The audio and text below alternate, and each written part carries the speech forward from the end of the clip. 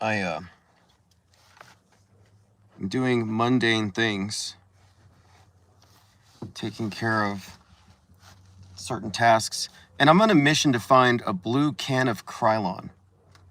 It's the only fixative that doesn't destroy charcoal. It actually preserves it as is. In fact, I wasn't even selling my charcoal work until I found that specific can of fine art fixative. All the other cans, even the ones the employees at the art store recommend, will diminish the gradients that you work so hard for. They won't preserve it. And when you run your finger across the surface, it'll still come back black. Not so with the blue can. But I used up the blue can. So I'm on the hunt for a new one. I might actually have to order one. No one has them locally.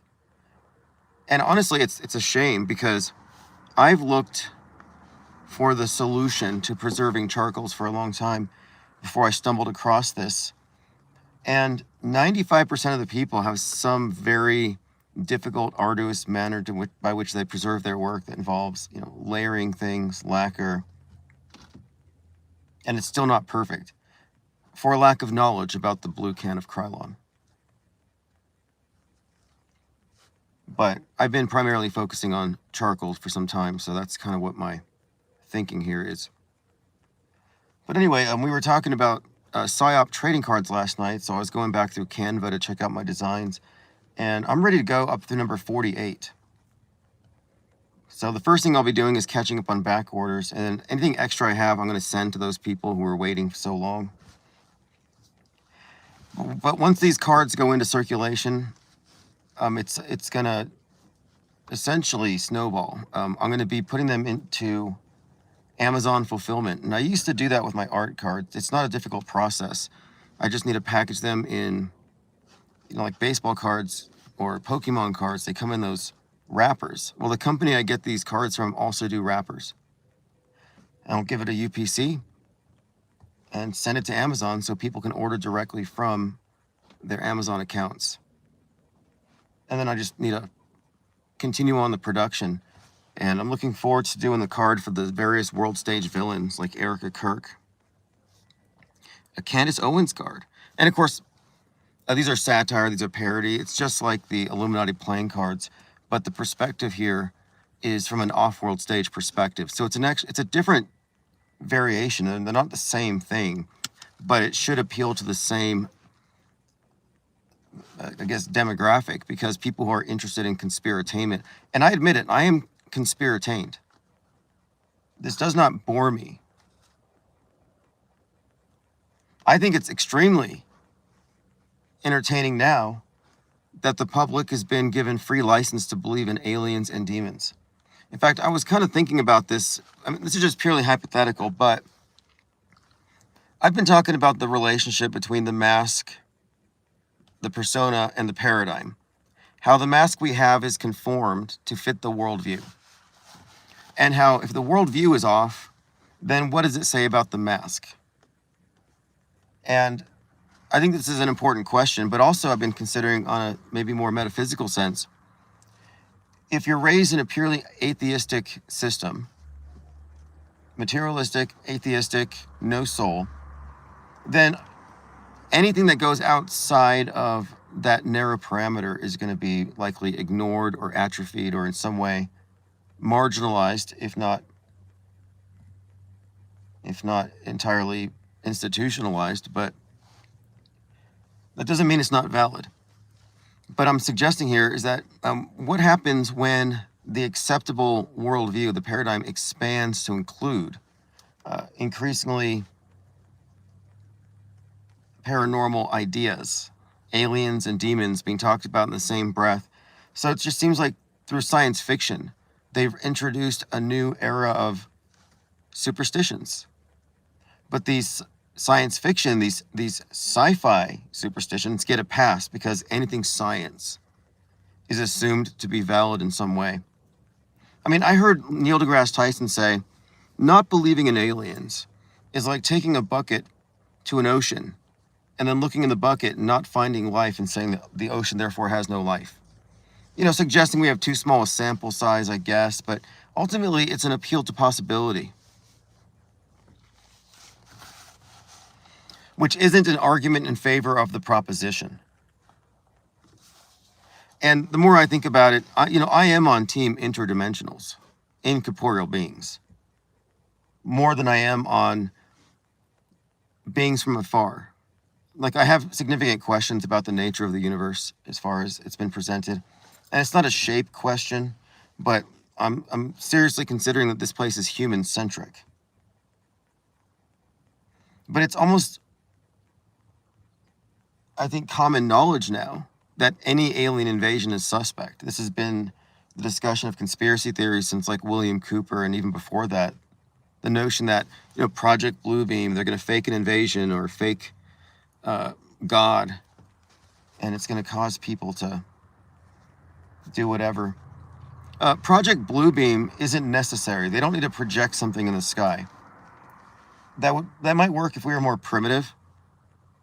Like if you had the tech a few hundred years ago, yeah, you would control people's minds with it. But they don't need Project Bluebeam, because with the blurring of real and fake and the inability for us to tell the difference, we've become, and I say we, I mean society, has just become dependent on media to interpret the facts of reality for them. So it almost doesn't matter. You don't have to directly perceive it. It just needs to be downloaded into the consensus worldview. Like, you get the update. Yeah, aliens exist now. And people will lie and confabulate and create false memories. I'm convinced, I see this all the time. And without even getting into the specific topics, I do see examples of people who recite something as though they experienced it, but it sounds like something they heard someone else say. And I think that when somebody says, like, I remember I saw this, and this occurred, and it's not challenged, well, now they have a recollection of having said that and somewhat imagined it. And it's like the misinformation effect. Every time you recollect something, it's affected by the environment that you're in. And I think people do, in fact, create false memories, which serve as a basis for telling compelling lies, but also defending them.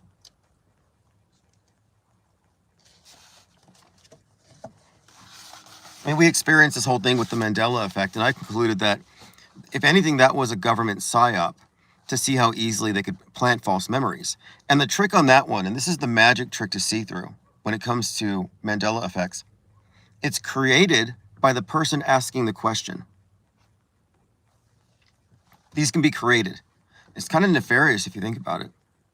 I mean, I could make one up, and I've tried. I've made a few up. And you could ask someone, do you remember A or B? You could induce cognitive dissonance, and inadvertently, they will, in fact, fabricate with their imagination the alternate version, which is now competing for primacy with the memory. And if you can create a sense of discrepancy, you can have the person lean into something they imagined, and it will replace the memory. It's all about cognitive dissonance and getting people to doubt their own perceptions and memories. But I think this is, by and large, how the news media creates fake events, and then the entertainment media reinforce them over time. Fictional versions, people talking about it. Over time, I think it coalesces into something. It becomes grafted onto our timeline. And I've been thinking about this timeline concept. So we talk about crisis actors. Well, you're talking about someone who basically got a gig, they play a role in an event, and then they get paid, they go away. But that's fundamentally the same thing as an infiltrating spy, a plant, an agent, only they're given a backstory, which is fake, and then they have a set of orders, which is like their program. So they're not even acting authentically, but they're serving in the role of essentially like a long-term crisis actor.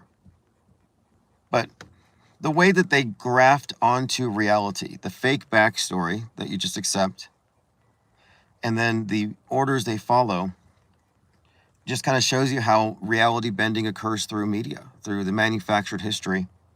It's undetectable. Unless you are aware of the capacity for fakery.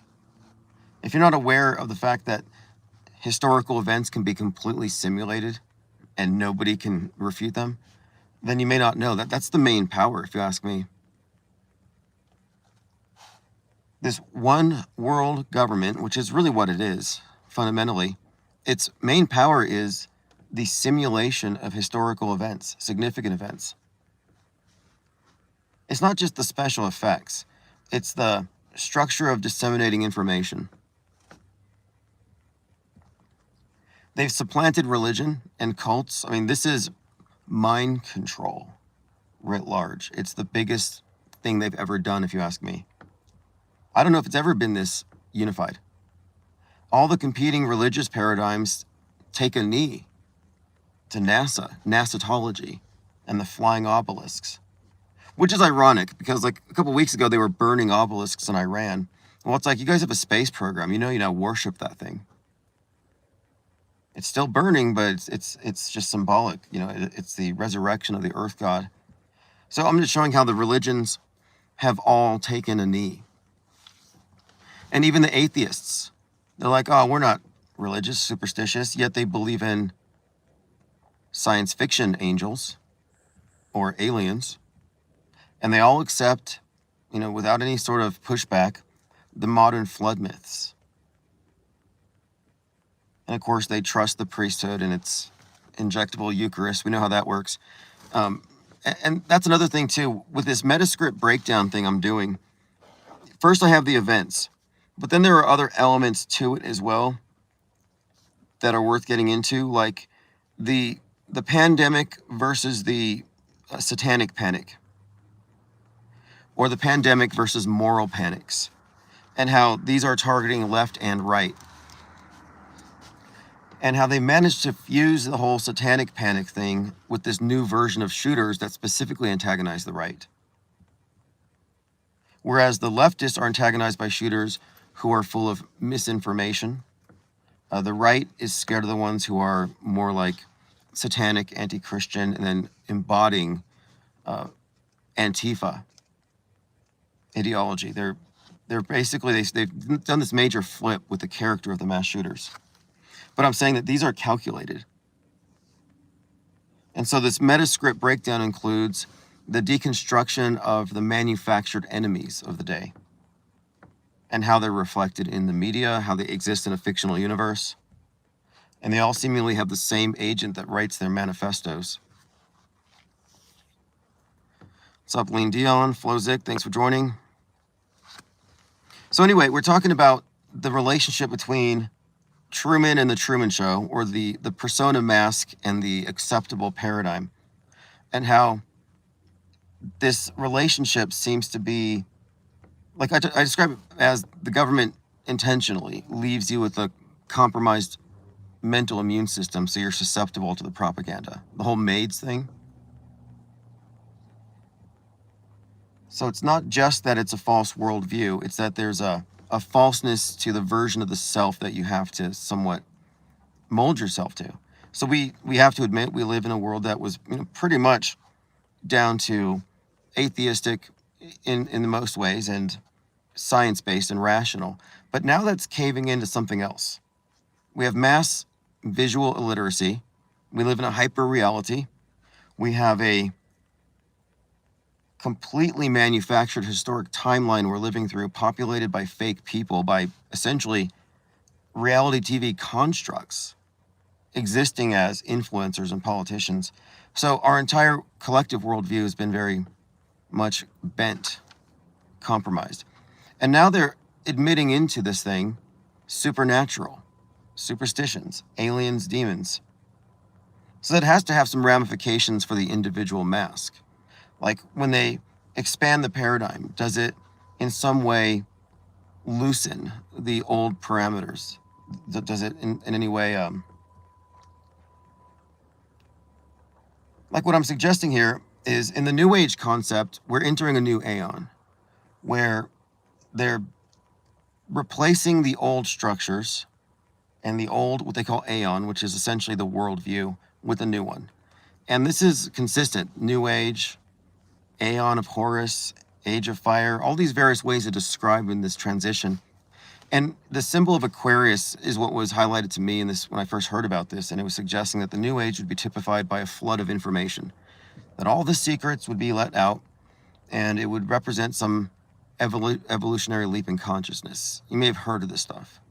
Cosmic consciousness, Christ consciousness, but some idea of a collective upgrade or transition into something else.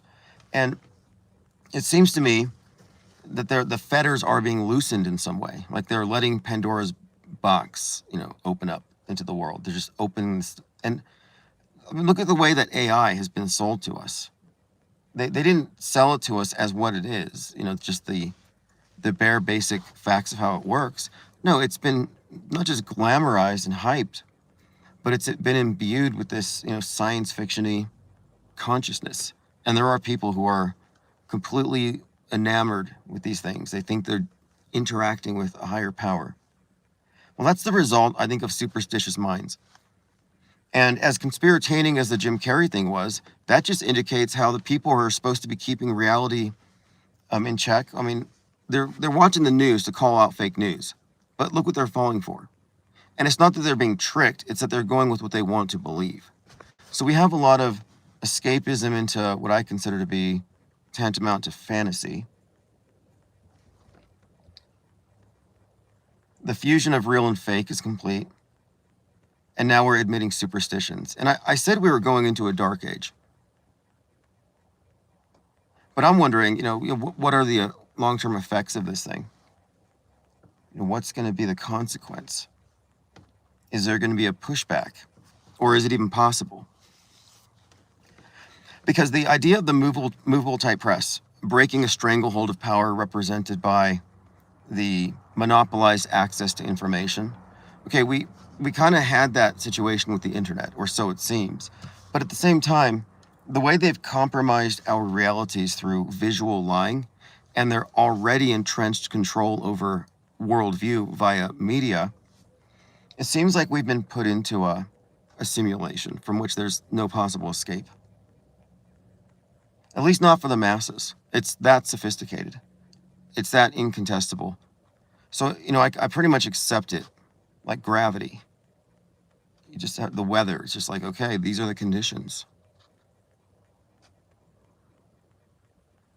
Like at first I thought the structure was falling apart. And that was the idea of the New Age, was that things were going to, like the Great Awakening.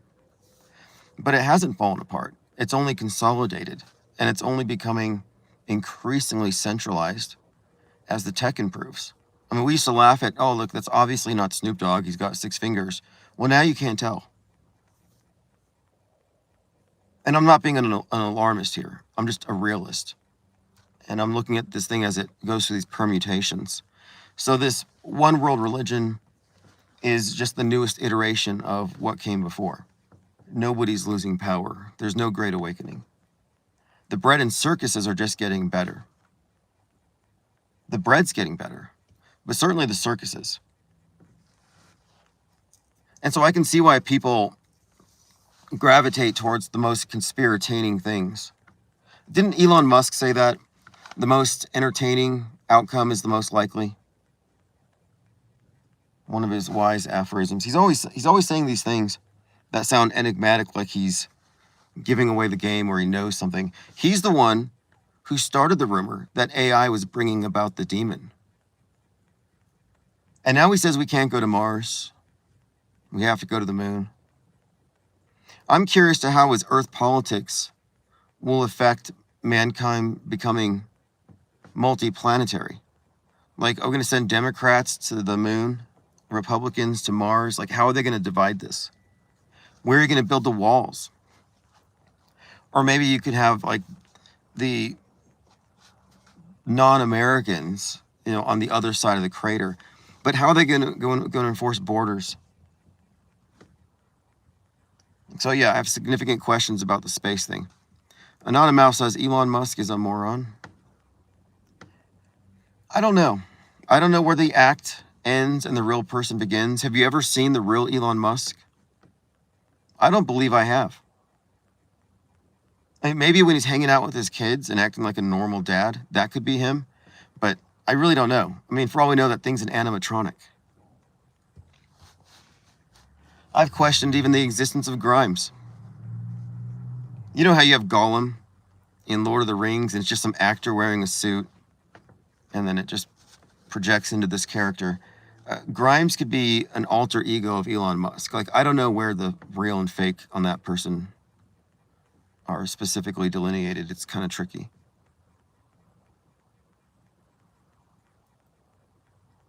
But this incoming drama thing with Iran's getting interesting because it does sort of set the stage for what JL has been talking about with Donald Trump. And I've been looking back. Okay, so I'm listing the basis for all these various components of the world stage, including the major actors. And I didn't know about the comic The Wall, about Donald Trump building a wall, some kind of fascist state, this populist. So to me, it just looks like the story of Donald Trump goes back so far, and it has certain common denominators, as we've talked about. Like, you're going to find, if you look up any character that relates to Donald Trump, like in Gremlins 2, for example, what you're going to find is that they have some direct link to 9/11 and or a survived assassination attempt. That's the common thing. Although in Civil War, you do have the actual death. In A Man in Full, there's a death. So then there's Beetlejuice, where he's in the netherworld. So you do have some more recent examples of the Trump predictive programming character who dies. Biff Tannen kind of dies, fades. And Back to the Future is scheduled to be performed at the Trump Kennedy Center this summer. And Biff Tannen was specifically designed off of Donald Trump. All of the characters that represent Elon Musk in the more recent films, the last 3 years, they all have the common trait of he is in some way infecting the masses with mind viruses that turn them violent. In some way, he's causing chaos in society because of his social media influence. That's been a common theme with the Musk character for several years now. Now, are they just reflecting his world stage character? I don't think so. Because a lot of this kicked off after the No Kings protest. Is when Musk's character, around the time of like Luigi shooting the CEO and Musk gets in the White House, that's when he took on this very specific persona. So it seems very calculated. So we have world stage villains as well as world stage heroes. And then I guess Jim Carrey would be like a world stage mystic or something. Very confusing character. But Musk would be a villain, as would Gates, although they're villain heroes. It depends on what side of the fence you're on. So to the left, Bill Gates is a hero. To the right is a villain. Musk, it's the exact opposite. And this is a very common thing.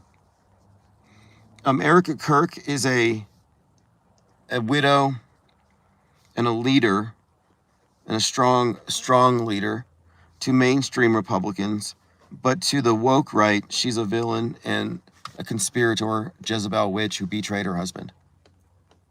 So you have this duality in so many of these characters. And that's part of how the system seems to be built. It's built to polarize the two sides of the political horseshoe at all times, on all issues, without exception. And I was wondering about, what is the purpose of this polarization? Is it just so there's no meeting in the middle? Is it just how the system maintains itself, this inherent tug-of-war friction?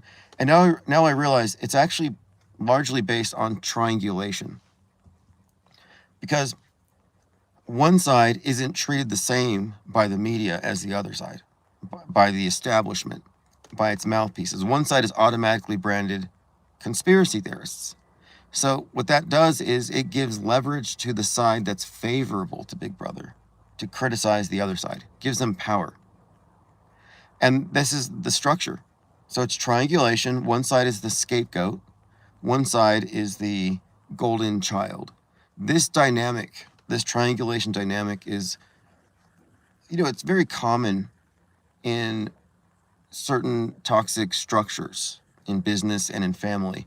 And it's built into the structure of our government. Manipulation.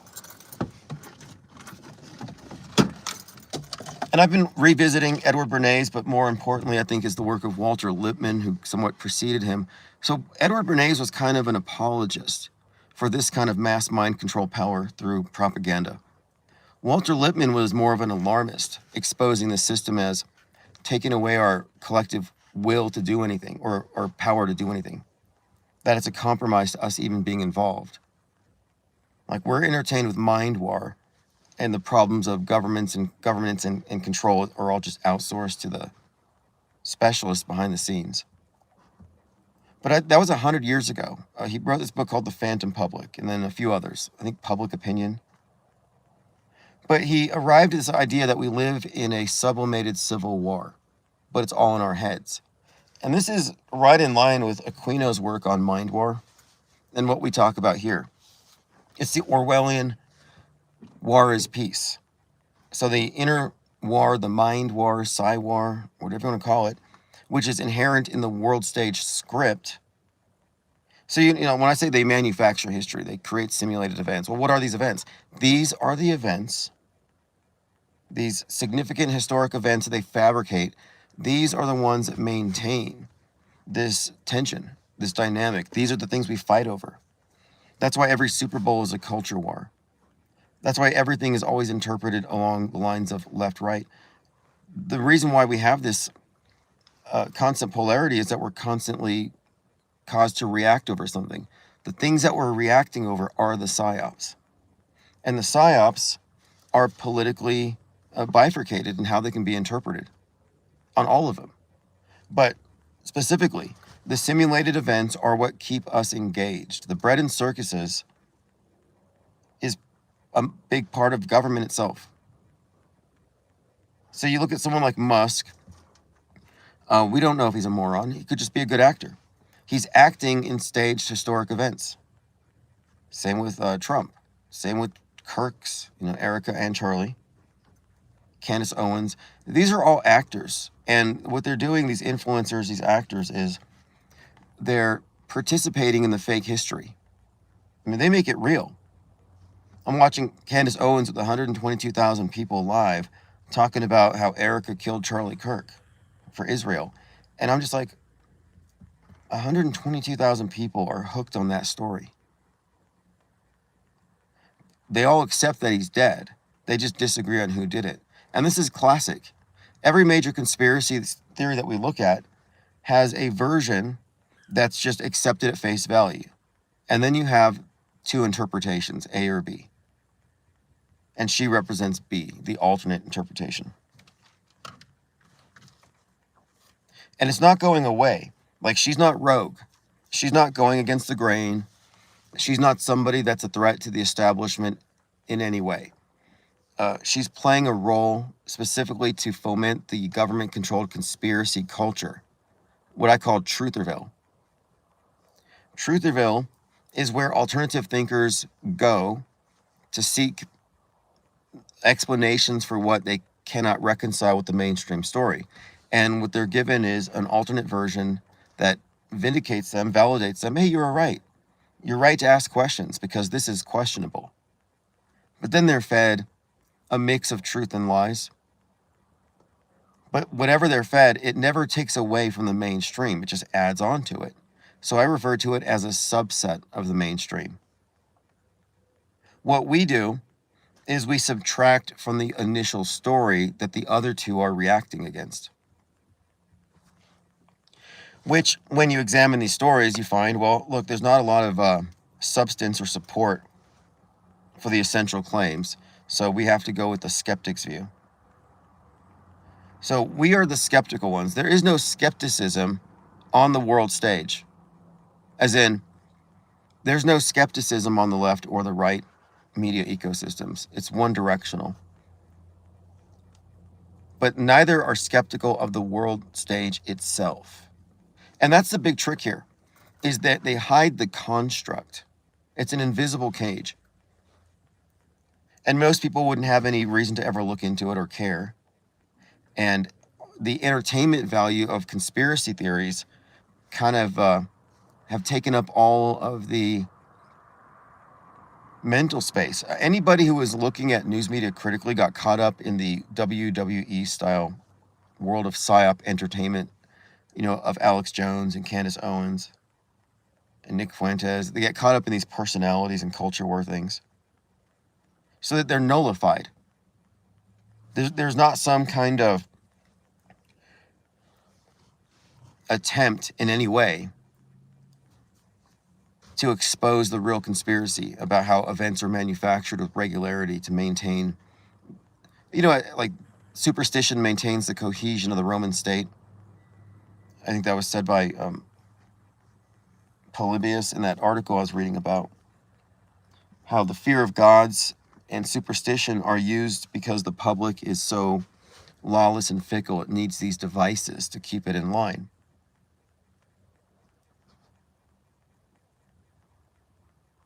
Let's see here. Candace Owens is there to push the he is dead theory, says Kevin Mooring. Yeah, absolutely.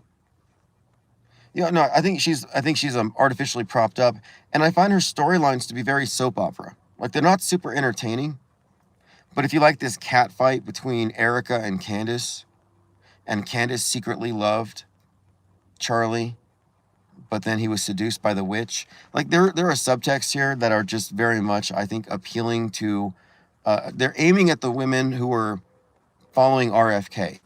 I've been looking into this, and there's this theory that her target demographic is actually RFK fans, what they call, quote, wine moms. And I'm not trying to be offensive. I'm just saying that's what I've heard. And that's how they look at you. The people in control of media see us as sheep in pens. You're not an individual. You're part of a target demographic.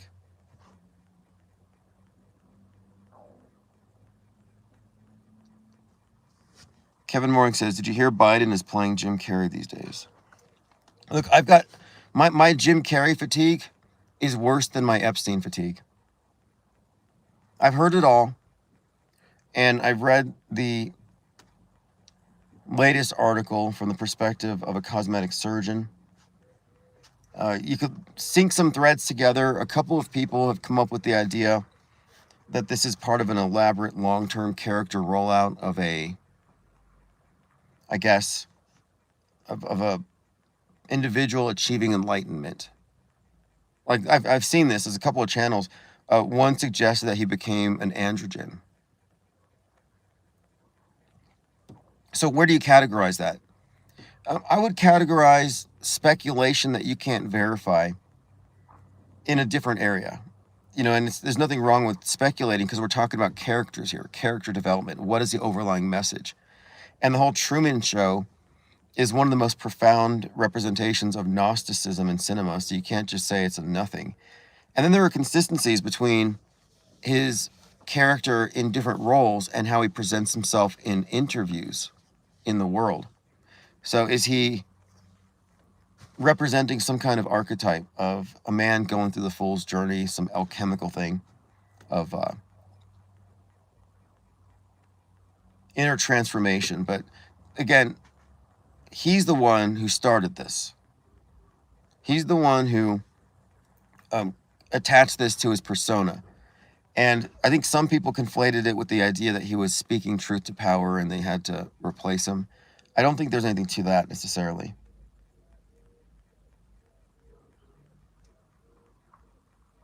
But I also think that there's an environment that is just very conducive to the collaborative storytelling that becomes the conspiracy theory. And it may not be unhealthy, that people are speculating and thinking and telling stories. I mean, it's not like everyone is super interested in deconstructing the world stage. A lot of people don't care. So what else are they going to do? We're not sitting around campfires telling stories. Now we're sitting in front of our glowing screens. But it's the same thing. Maybe it's just, human nature to seek entertainment and to be so entertainable. But yeah, we're certainly transfixed and overly obsessed with celebrities, which is likely by design. I mean, it's idol worship in a way, which I think is an interesting topic in and of itself. Idol magic, idol magic, because right now people are talking about AI and this idea of it being sentient, but the concept of disembodied sentience is not new at all. And it seems like every society has its own versions of how to describe disembodied or or incorporeal entities, and then how to interact with them, which is the basic purpose of ceremonial magic. Whether you're trying to conjure some things or reach out to the deceased, there have always been these practices that specifically relate to how do you engage in a useful relationship with something that doesn't have a physical body, but may in fact have agency and the ability to influence matter or events. You know, like the jinn. But these are ubiquitous. These are things that have been relegated to superstition, ignored, and derided as nothing. But I have a different opinion on this. I think that we have to consider that in order to fit in this particular worldview, the world stage as presented, a lot of things had to be put away. They were now labeled beneath consideration. And I think that was a power move by the elite. I think this is a significant power move. Take out of the hands of the commoner any understanding of the life force, of the transmigration of souls from life to life or life to object or whatever we're talking about. This idea of the spirit, this universal spirit, this aspect of life itself that isn't embodied but embodies things. You know, the animating principle behind it all. It's somewhat, in a way, it sounds like animism, or was it panpsychism? But that used to be, you know, typical. And I think that they've removed that, not because it was archaic and not scientific enough or not modern enough, but because I think they're killing off certain lines of understanding and inquiry, a lot of the stuff being word of mouth.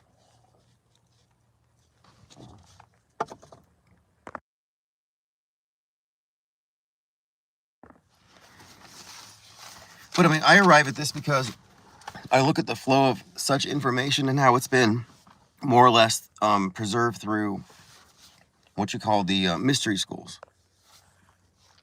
So it means it's behind a veil, like a curtain. And so this new age thing, the whole idea is they're unveiling whatever was previously locked behind these systems.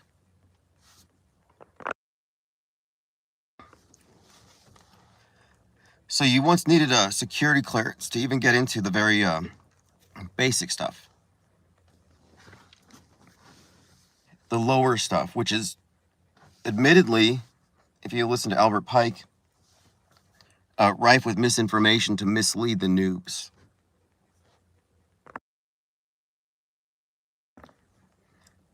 Like, I don't think there's any reason to trust mainstream esoteric thought. I think if it's very mainstream, there are things that will have been inserted into it, things that have been polished or flat out ignored. I mean, that's certainly been my observation. Like, I found more, I think, valid info in more self-published, not always the best, not always with publishers, but oftentimes a representative of an actual current of underground knowledge. Not necessarily the stuff you'd find at a Barnes and Nobles.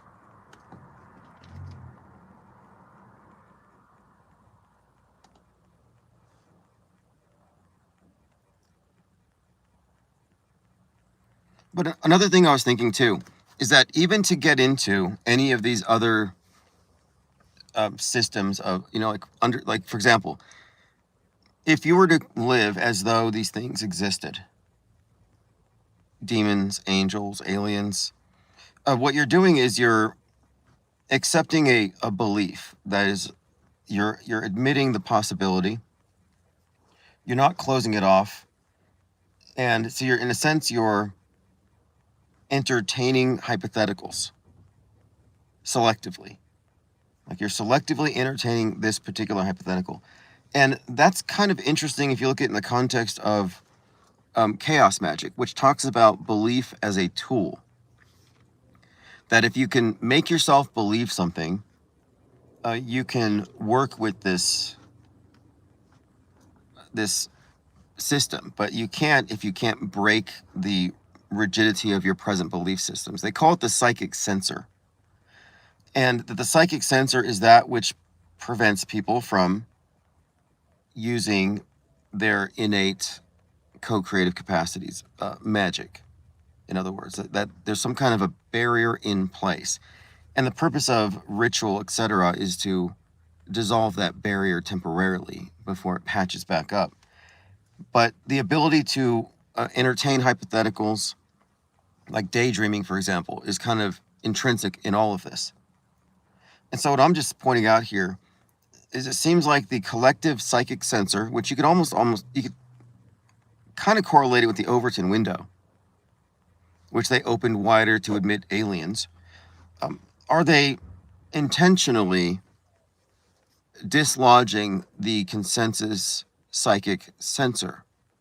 You know, are they opening up the public's ability to believe or suspend disbelief? Are they opening it up like almost like a portal, but are they deliberately doing so, and what for?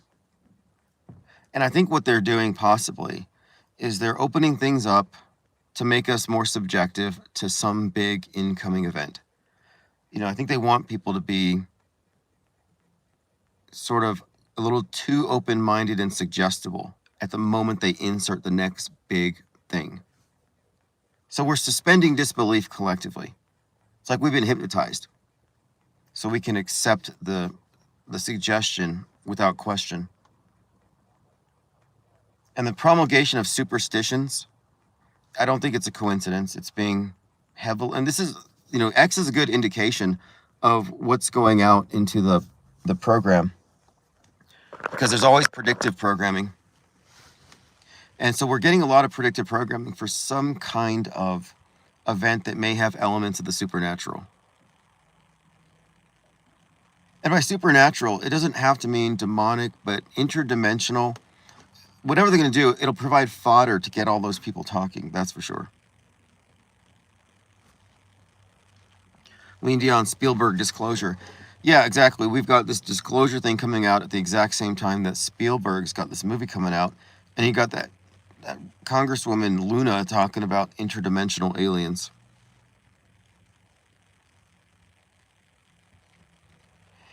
And, you know, the takeaway for me and for a lot of people on this Jim Carrey thing is that it shows that the population isn't super skeptical, that they're truly about the most entertaining possibility. So it's become tabloid.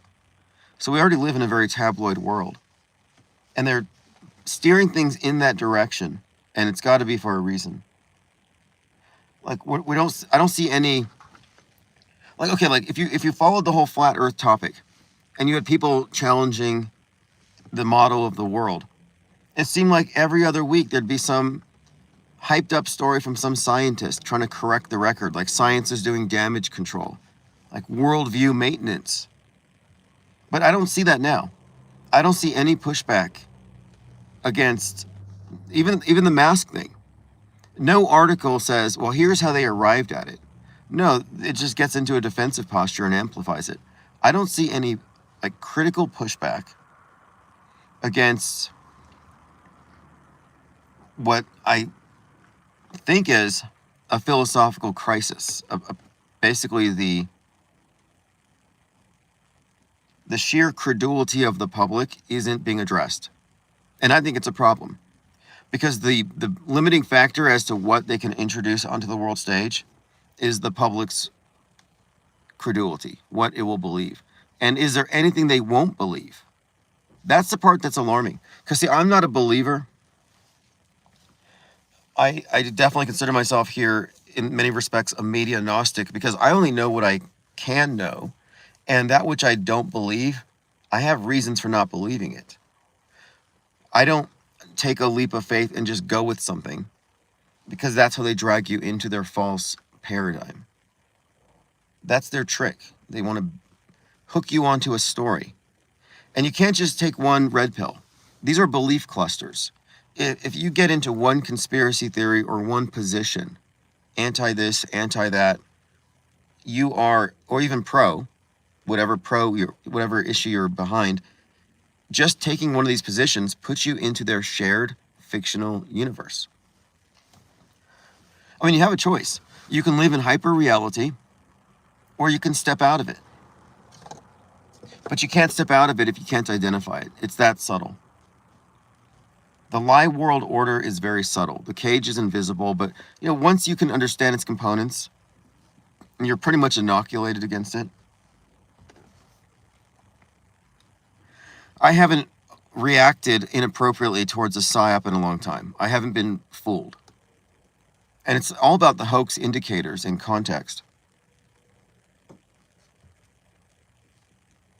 And I do remain of the opinion that you're better off being informed than misinformed. That tuning out is not an option. Tuning out is worse than being tuned in, if you ask me.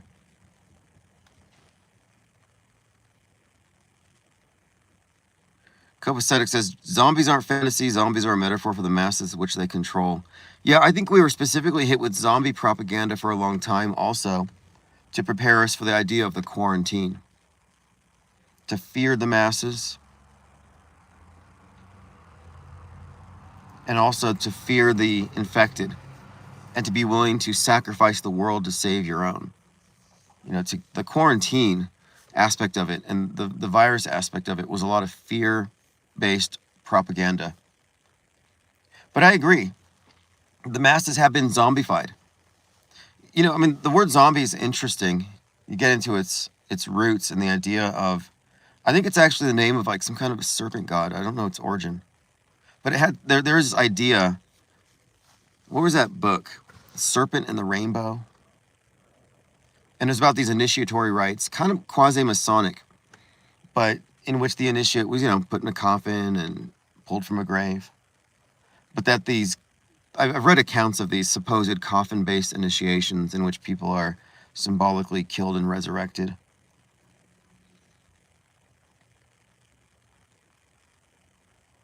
And turned possibly into mind-controlled slaves. But anyway, the zombie as a metaphor is somewhat descriptive of people who are, hardcore addicted to A, media, or B, drugs. I mean, media is a drug. So we are, in fact, like zombies for the media. Big Brother's a witch doctor. And mind control is real. It's 100% a thing. And you can understand it at large by looking at it in the microcosm of a cult. I was really into cult deprogramming. I was studying cults. I got into the deprogramming aspect of it and groupthink. All these things I found to be very fascinating at the same time. And I found the cult deprogramming stuff to be very useful when I decided to leave the military. Because anytime you leave a group like that, you do face the same exact kinds of pressures and the same dynamics. Sync Kid says, you can't fully step out of this reality duality we're stuck in. At least we can quantify the synthetic media programming. Yeah, you can be on the world stage, but you don't have to be of it. And what actually does change, and the original skeptics came up with this, Piro, they talked about how the suspension of judgment negated the bad effects of automatically believing things you couldn't verify. So you don't have the emotional engagement and reaction. All those reactions, all that emotion is draining. And if you don't emote it to the media, where does it go? It gets redirected into yourself. You don't have to be a matrix battery. But this was a significant development because the skeptics then became advocates of hedonism, and life is about happiness and joy, not overreacting to things you have no control over. So the very idea of hedonism originated with the skeptics who found out that once you unplug from the BS, life isn't so bad. So that tells me that mind war is the objective here. If they can keep the war in your head and prevent you from having inner peace, they can control you.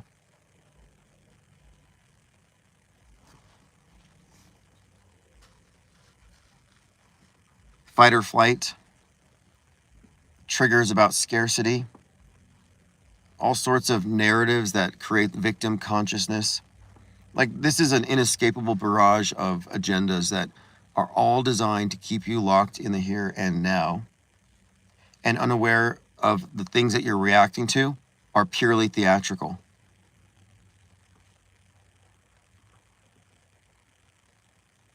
It's like that Stanley Kubrick movie. What's the movie where the guy's got his eyes pried open? Clockwork Orange, and he's like staring at the screen. That's us. But they don't need some mad scientist to pry our eyelids open and force us to watch the craziness. We do it voluntarily. Big Brother doesn't need to surveil us because we self-surveil. But we were shown the program in something of an inverted way. But I'm just saying, and like what I was getting at earlier, is that I think the admission of the superstitious into mass society is a step back cognitively, but it will make things more interesting. iPhone orange, says Lean Dion. Yeah, exactly. It kind of ties back to Rage Monkeys and 28 Days Later, where the monkeys are forced to watch violence on TV and they become carriers of a mind virus. And then you got Elon Musk with the Neuralink experiments on apes. You know, our metascript, the story of fake events, the superimposed timeline that we all react to, it consists of stories that they tell us in advance. They give us the words, they give us the ideas, they educate us about what we're about to experience in advance. And I see other people starting to look at predictive programming as a predictive model, and that's one of our, I would say, innovations. I saw some Twitter account, some rando talking about, hey, we're being hit with so much propaganda for nukes and fallout, I'm pretty sure they're going to fake something. It's like, that's the way to look at it.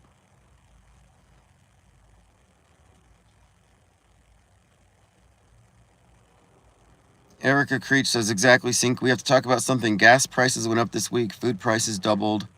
Can't get away from that unless you're off the grid.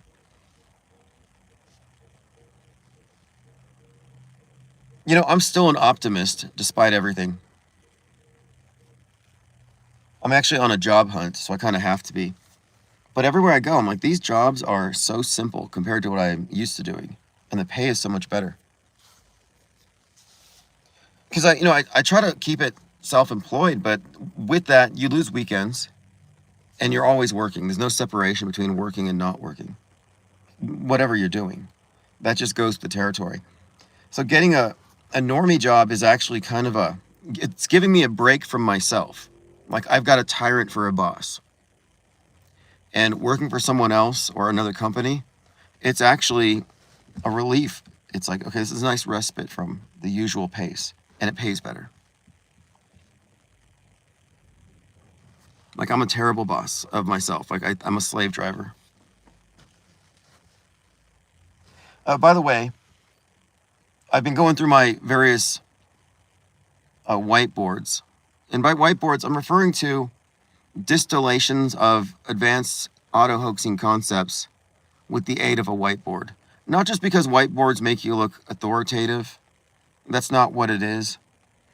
The whole concept of the whiteboard is that we're describing an invisible cage. And I think there's a few infographics that can put it into perspective.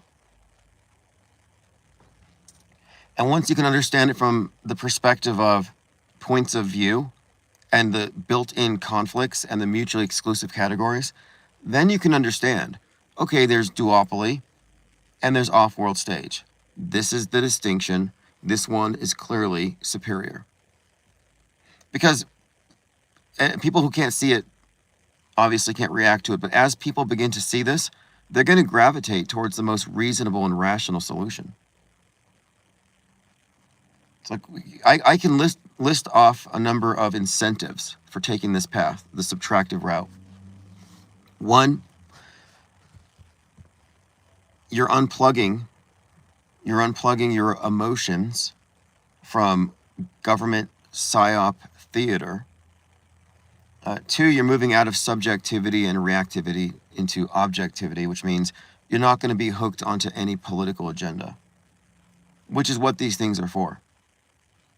You're not going to enter the fray polarized and automatically at war with half the population, where now your opinions put you at risk of being outgrouped.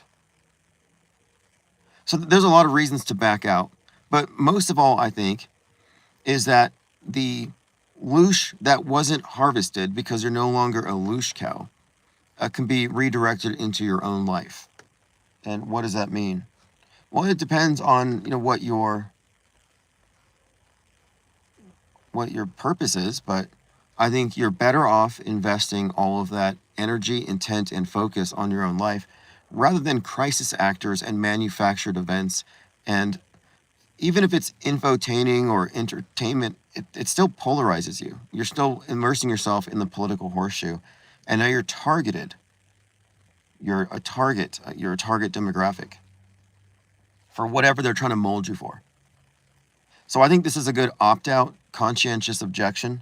And you could also look at this as an intellectual revolt, because from the off-world stage perspective and its content creators and the people here, you're not going to have your intelligence and your situational awareness consistently insulted. Because when you participate in the mainstream view, you're doing so in spite of the fact that they do not recognize the validity of your observations about manufactured events, about the fakery that you've observed.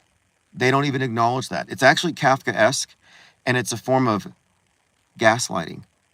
So by default, you're accepting a certain level of gaslighting when you interact with the world stage media on a level playing field, as though you're one of them. I only engage as a critic because I don't take gaslighting like that. I don't let the black mirror override my perceptions. If you do, you're on the wrong side of the screen, where most people are. Most people are in the black box. I mean, it is very much Gnostic, black box, Saturnian. In so many ways, it fits the description of the symbolism that they ascribe to this very realm from the perspective that it's a prison for souls, or some kind of temporary prison. And when I say prison, you could also look at it as a game. It's a matter of perspective. I think that it can become more of a game the more agency you have. And agency is one of the things that they are at war at when they hijack your attention. And when they plug you into a false belief system which limits your options and your sense of self and agency, because they remove agency from your existence. Now you're just a leaf blowing in the wind. Lean Dion says, the believers still try to siphon the loosh, and it's so vastly outnumbered, it does get hard knowing it's for the most part fake. See, I think what we have here is the beginning of what you could consider to be a principled intellectual revolt. A lot of people, when they find out how controlled entertainment is, will find themselves, rightfully offended. That's the point of the Great Deconstruction, and it's a work in progress, but it's off to a good start. But what we're revealing is factual, it's unequivocal. And when that dawns on people, they will realize I've been gamed. I've been participating in an ARG. I am in a cult. Jordan says some mysteries will never be solved.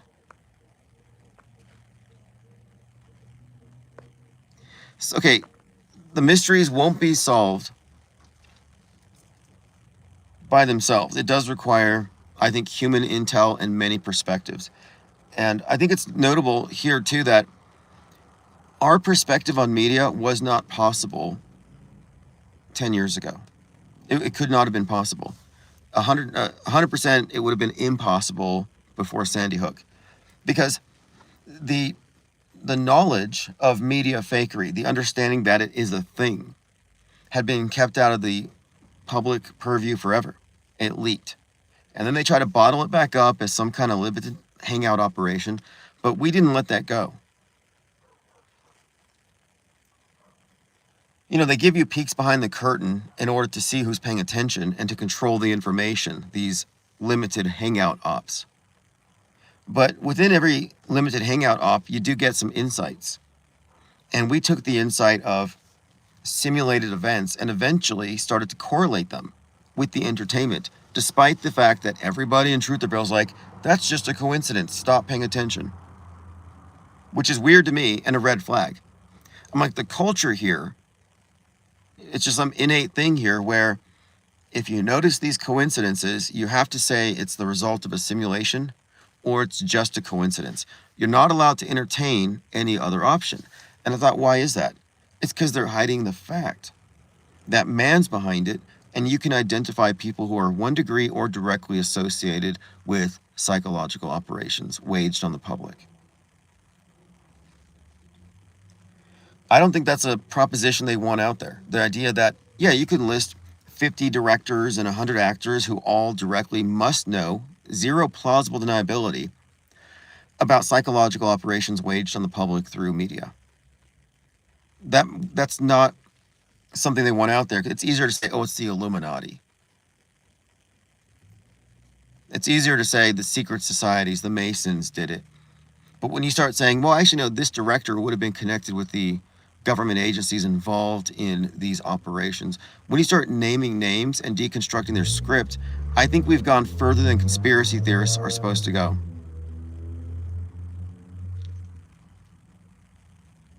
Jordan says, I haven't seen Mark Sargent at a grocery store in a while. He probably gets it delivered. I've been doing that. I hate commuting.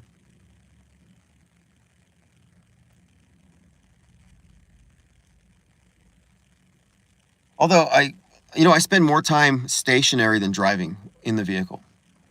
It's got the best furniture in the chair, and it's like a sound booth. But I always do my best writing sitting in the vehicle. I sit in front of a computer and it's just too distracting because I have so much work to do. But it's easier to kind of semi-isolate myself with a notebook. Let me see here. I saw that guy.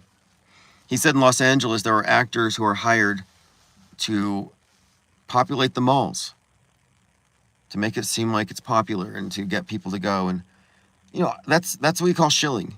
The concept of a shill has been attached to disinformation agents, and you could say they're shills, but no, the real shills would be the bots in the chat, the padding of the number of people who are actually there with people who react in ways, because when you have a more vocal group of people and there's more people, it disinhibits the individuals there. Like if you were a comedian and you were gonna go perform you'd be well served to just hire a bunch of people to laugh at your jokes, not for your own ego, but because it will get other people to feel more comfortable doing so. I think they do that everywhere. They probably have shills in churches. Like all the people who go up on stage and get healed, those are likely shills. Most of the people who respond in the YouTube channels, on these big channels, you can kind of tell when they're shills. The musicians do it too. I could be like Harrison Ford in Blade Runner. I could hunt down the replicants. For some reason, I'm pretty good at spotting bot activity. But maybe that's because I've been working with bots. I have a bot that's ready to launch right now for X that's going to promote my Charlie Kirk project. So what I'm going to do is these videos that I release, like the one I'm going to do on Charlie and Erica Kirk, it's based on an ebook that I have. I just got to read it and add the visuals and graphics, but I'm making the case that, yeah, it was faked, but why? And I'm putting it into the broader context, which is also inclusive of Butler, Pennsylvania. But in order to promote that video, I have an AI agent that will be going after target accounts and replying to comments. And replying is better than just commenting because it goes into the person's inbox.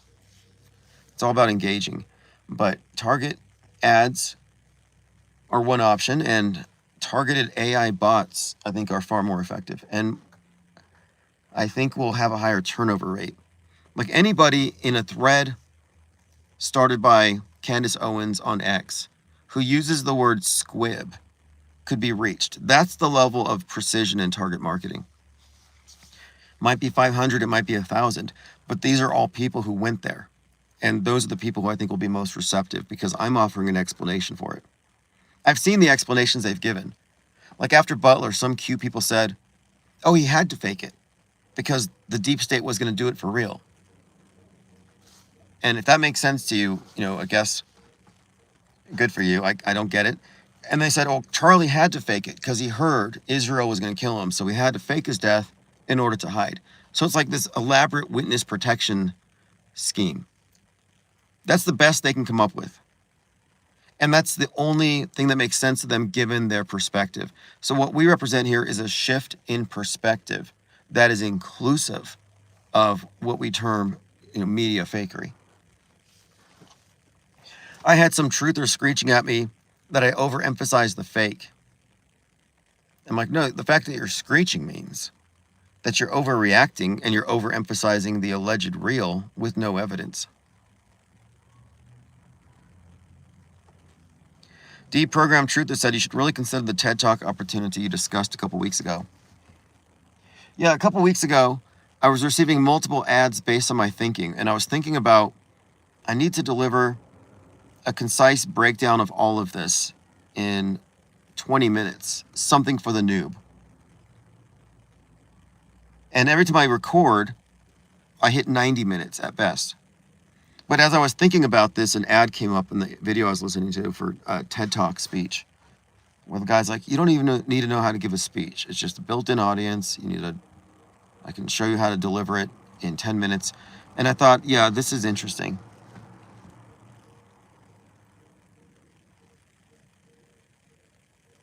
But the model there is what I'm looking at. The idea that if you can convey this complex concept to a newbie and have them understand it enough to disagree with it with good reason, to not just tune out or disregard it, then it's potentially, I think, viral. That's when you can't really get rid of it, when people see the sense in it. Because what am I really offering here? What we're describing here is a different philosophy or stance when it comes to media consumption, recognizing that the default has always been passive. And the active consumption of media means a willingness to suspend belief on headlines for a minimum of 24 hours to 3 days. So you don't have to be so reactive. But a lot of people feel this compulsion to react, like there's some inherent moral high ground to reacting when it happens. Like, did you hear? Look how concerned I am. And I would push back against that and say that if you are triggered to compulsively react when the story happens, you don't have the moral high ground because you've given up your agency to the manipulator behind the event, behind the fake story, or possibly fake. And if you can be manipulated by propaganda, you don't have any moral high ground. You've become a conscript, a zombie. Because I remember I was shamed by certain truthers for not being worried. Like, what, me worry? Oh, I'm not worried, so therefore I'm somehow immoral or I'm misleading people, since I'm not saying put your combat boots on, go to the shooting range, get your MREs. Because those people have always assumed the moral high ground because they're like the town criers. They're crying wolf. They're organizing resistance. And I'm like, no, just chill.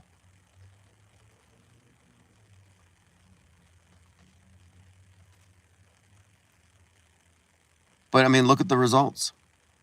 Look at from 2020 to now. Look at all the overreacting and where it got people. Nowhere. Nobody saved anybody.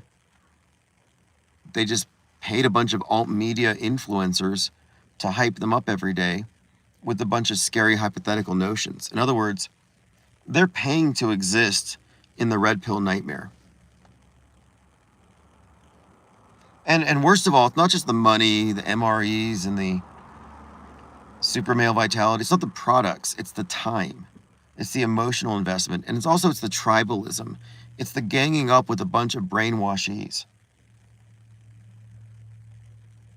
That's why I say reject the anti-positions. Even if you are very much against something, do you want to join the club that is also against it? Because all those club joiners probably have a lot of other things that they're against, and now it's all unified. You have to 100% go cold turkey. You have to detach. You can't even give one F. You've really just got to keep it all in. And that form of like media asceticism is another interesting parallel with the concept of the Gnostic rejection of the world. The detachment. So you don't feed the archonic presence, and you don't fall under its spell. You don't have any sort of attachment, but it requires like I call it, the conscientious objection to the mind war. And even taking one stance on one issue makes you a participant in it. I know I'm participating to the extent that I retweet things, and people assume that I'm agreeing with it. So I'm trying to get better about it, and I'm always trying to add my quote, like, I think this is wrong because, or this is my take on it. I'm not mindlessly just, sharing and spreading their matrix of mind viruses. Osam says, I have no loosh to give. And that's a strong place to be. Are you triggerable? Is there something on that black screen that you can look at that will cause you to go into a conniption fit and want to, go punch somebody with the opposing team's flag? Because if they got you there, they got you at the lower level. So if you look at like consciousness as existing on levels, from the bottom, which is terrestrial survival, like the whole chakra concept ties into this. But the idea is that the lower it is, the more it's reptilian, the more it's based on terrestrial survival, competition, fight or flight. But then higher up, it gets into more transcendental, seeing outside of time space, seeing the big picture, the meaning of life like stuff. And the Gnostic concept is that they keep you involved in the carnal level, at the bestial, so you forget your higher aspects. And I would say the world stage does the same thing. All this truth or propaganda is geared towards survival. So you're threatened. You're always in this threat response mode. So I describe people as world stagers. Like, I'm not a world stager. I make the distinction between world stager and off-world stager for a reason.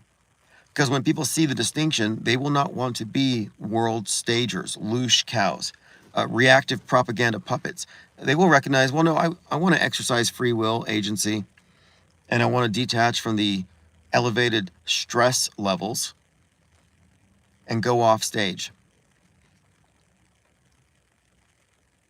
Because we do live in a confused reality. If you look at the fusion of real and fake, the convergence of the two in the present time as the source of all confusion. It's like They Live, John Carpenter, where there's a beam from the aliens that's programming everybody's minds. That's exactly what's happening, because it's a real-time convergence of manufactured, simulated reality and the real thing. And it happens in the now, this convergence, this merging, and then you look behind you, look towards the past, they're fused. Just like a spy with a fake backstory. We've got a fake backstory that we're adhering to. And why does it matter? Well, that's not really hard to unpack. But what I can establish beyond any doubt now is that, yeah, we do live with a fake backstory. Our history is fake. And all the conspiracy theories focusing on Antiquitech, free energy, Tesla, and Tartaria, and mud flood, they're being hit by a propaganda campaign to take those people who should be deconstructing fake news and turning them towards a shiny new object in the past, this hypothetical. Again, a lot of conspiracy theories become escapism. And, who can blame them? I mean, I remember getting into the whole reptilian thing. It's an entertaining hypothetical. It's like science fiction. I don't think, like, again, I'm not against conspiracy theory culture, but I'm pointing out that we have this innate tendency to tell stories. to entertain hypotheticals, to exercise our imagination. And it seems like that entire area of discourse has been hijacked by government propagandists and politicized. So sadly, all the cool conspiracy theories are actually existing in a subset of woke right politics. And ever since Trump came on the scene, that's become increasingly true.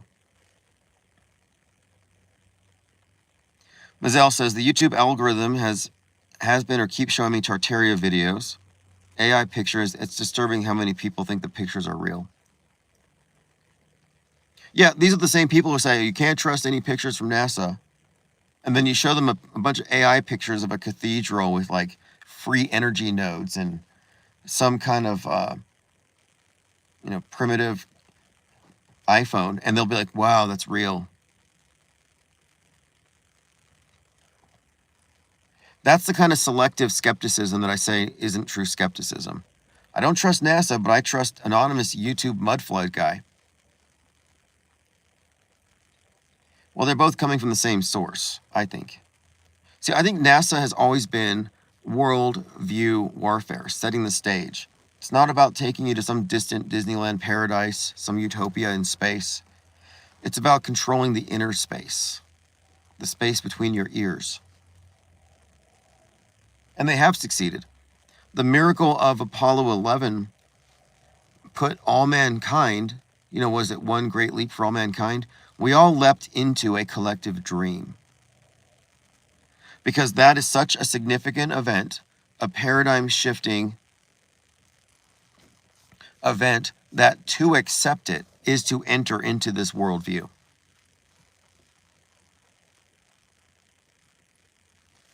Dr. Bass Ackwood says there's dozens of pop-up AI Tartaria channels that showed up this past year. Well, even before the AI stuff, there was some movie from Japan about giants, and clips from movies are being shared, and people are like, yep, those are giants in Japan.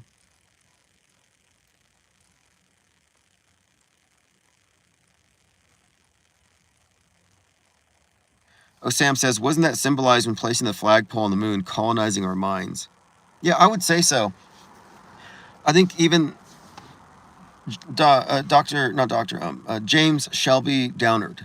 So James Shelby Downard, he wrote King Kill 33, and he talked about the use of these psyops has to do with, one, the political aspect, which is what we see in the news, which you describe as the solar, but then you have the lunar, which is the unconscious aspect. And he said that the occult stuff is there to tap into and control the dreaming mind. It got me thinking about the moon landing and the significance of the moon as, again, the subconscious, the fiction.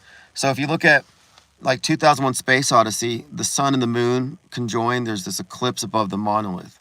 Monolith's the movie screen, which is our collective Overton window. It's our psychic sensor. And the sun and the moon represent the fusion of real and fake, news and fiction. So we now live on fictive level 1 because our reality is processed through the monolith. And the Space Odyssey is complete. The journey into our inner space. They have colonized our minds. And that's the nature of the PSYOP entertainment complex, is it creates significant historical events, they perform miracles, they provide martyrs, heroes, and villains.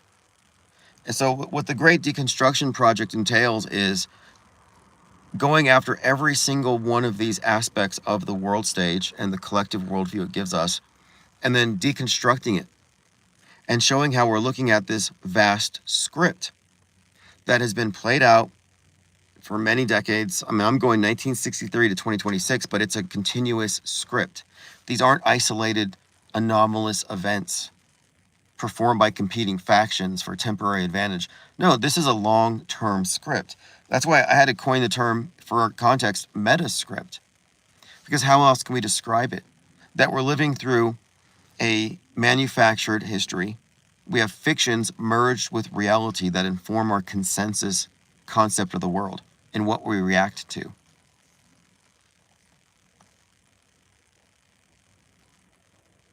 So it is a collective dream in that sense.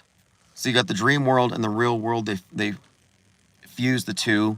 The lunar, again, exemplifies or symbolizes the control over the dream world, the subconscious. And so if you look at advertising, what does it always target? Not your conscious mind. They bypass that. They target your subconscious because they know that they hit you with the message so many times, you're going to be more responsive to it. So you can look at predictive programming as, in fact, a form of product placement and advertisement for future historical events.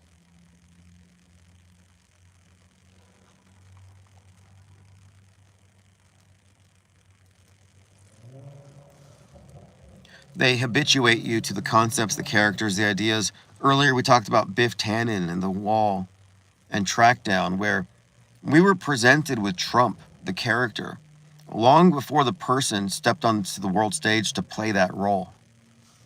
Musk has existed, I think, since the 50s as the Elon in the book Mars, A Technical Tale by Werner von Braun, the Nazi-turned NASA scientist / friend of Walt Disney. And we live in a Disney universe, largely, although this is Planet Netflix. Erica says, if history is not what they taught you, you can still work on your life by aligning your behavior better with your ethics.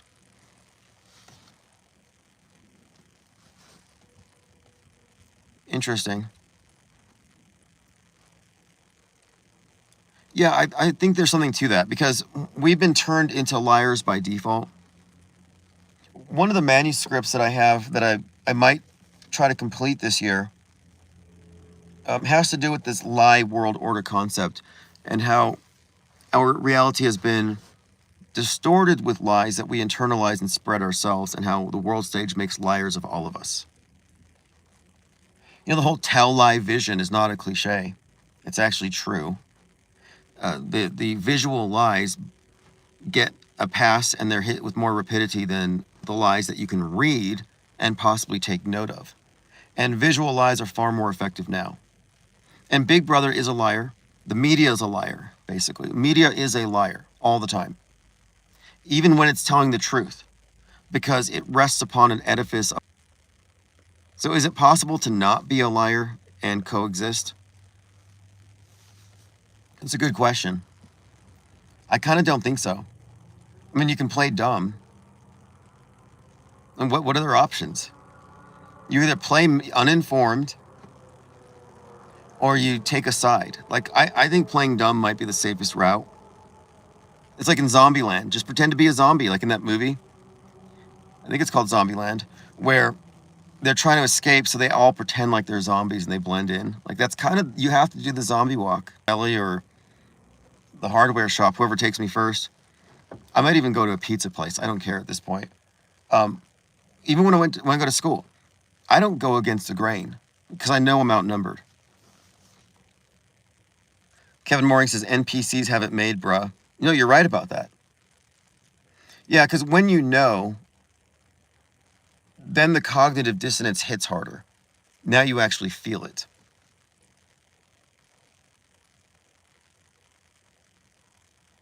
And then you have to reconcile that.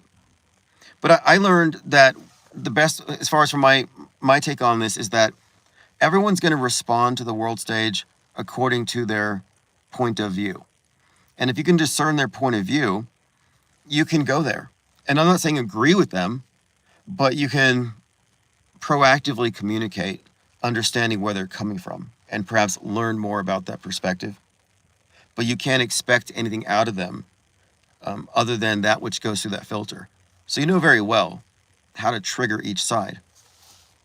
And, you know, we see this with the mind war operatives, even like Charlie Kirk, where they go to universities because they know how to trigger that mob. It's not rocket surgery. You know their set of presuppositions. You know the code words that will trigger them and how to create viral content. It's actually simple because they look at us as target demographics, as sheep pens. So they know what's in your mind. They know your programming. Oh, this one's mainstream programmed. This one's alternative programmed. This one's uninformed. Oh, this one's in a subset of far woke right. And when you get that, you can understand that, yeah, we are essentially a collection of hive minds, superorganisms, all competing for dominance.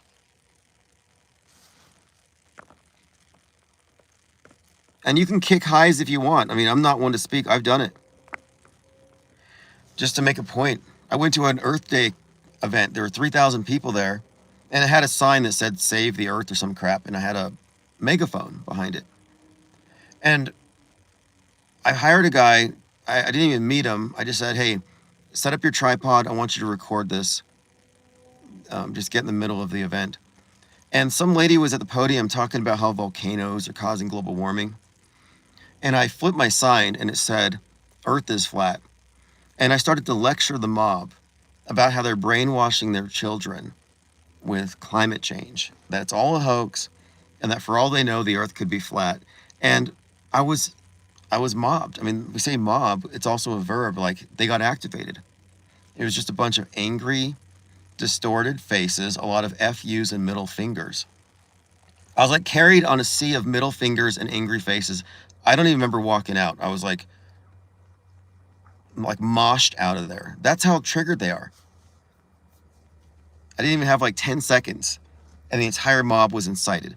Now, what's fascinating about that is that you could do that to one individual and they'll laugh at you. They might engage. But the larger the group, the less of the individual shows up. It becomes some kind of a hive. So yes, I've kicked hives just for my own experimentation. It's like a social experiment. I also did that to Occupy Wall Street. Similar event. And it wasn't difficult. But they do swarm.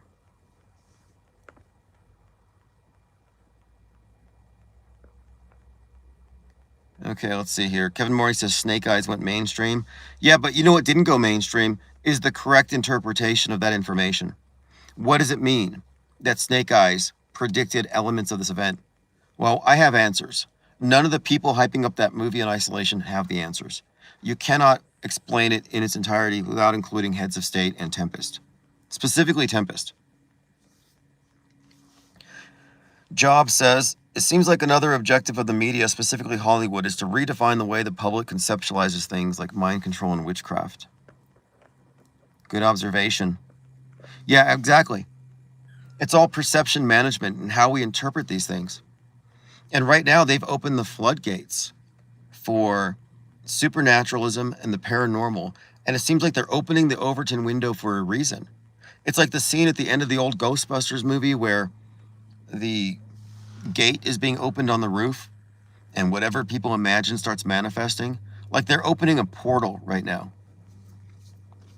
And whether or not you believe in magic or understand what people mean when they say it, one of the commonalities with all magical systems is they do involve ways of shutting off the rational mind, sort of a controlled schizophrenia.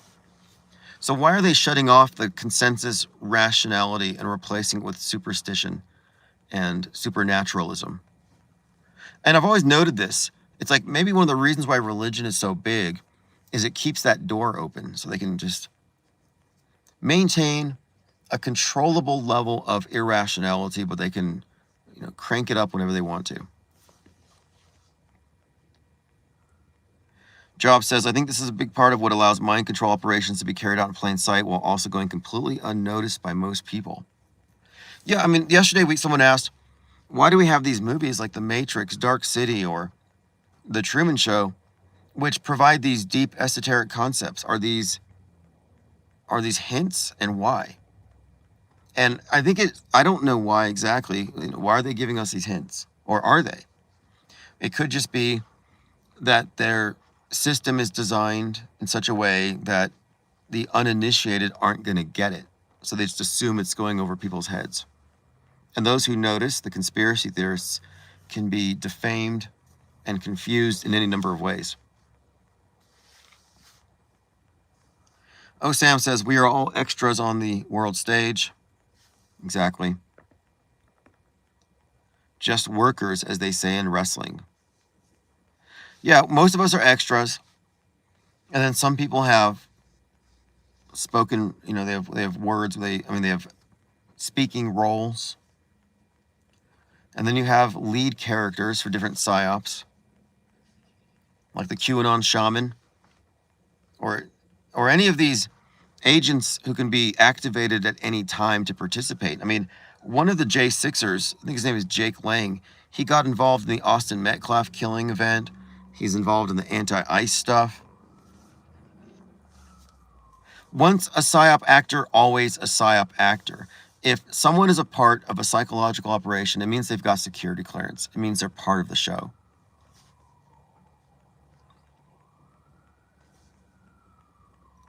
Donna Southard says, be like the gray man, blend in.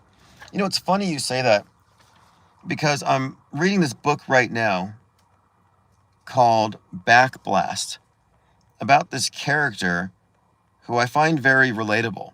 And they call him the gray man. And he was some kind of CIA covert asset who went rogue. But anyway, so I'm reading about the gray man, and one of his things is that, yeah, he had this ability to be completely average and just blend in. A Newful says, so let the IPS be a stronger hive mind. Yeah, that's what the raft is. The raft is the hive. And when the raft gets big enough, it becomes the crackgwin. Critical raft. Oh, Sam says, I don't try to wake people up anymore. I'm not trying to get mobbed. No, I'm not either. I'm deep cover. And I have different disguises. Like, I am not interested in combativeness. I don't think it's productive. Because when you challenge beliefs, and I've noticed this quite a lot, when you challenge someone's belief, you pretty much tap into the emotion that went into the belief. Like, so if it's a fake event and they were enraged by it, you question it, it's like you tap that rage. It's like an engram, as the Scientologists call it. So I'm very cognizant of that. Although there are times when you may want to do that. But these are called PR stunts. You know, these influence operations where, you know, you've checked everyone's pulse, you know where they're at, so you engineer something to get the most response out of them, sure. But I'm not about to, but I can. Like, I know how to, is what I'm saying. And for messages to carry in this world, you know, it's almost like, I think a lot of people are so accustomed to rage bait. I even see rage bait marketing. Like, people are just primed for it. They want it. It's like they demand it. Like, why is rage bait marketing a thing?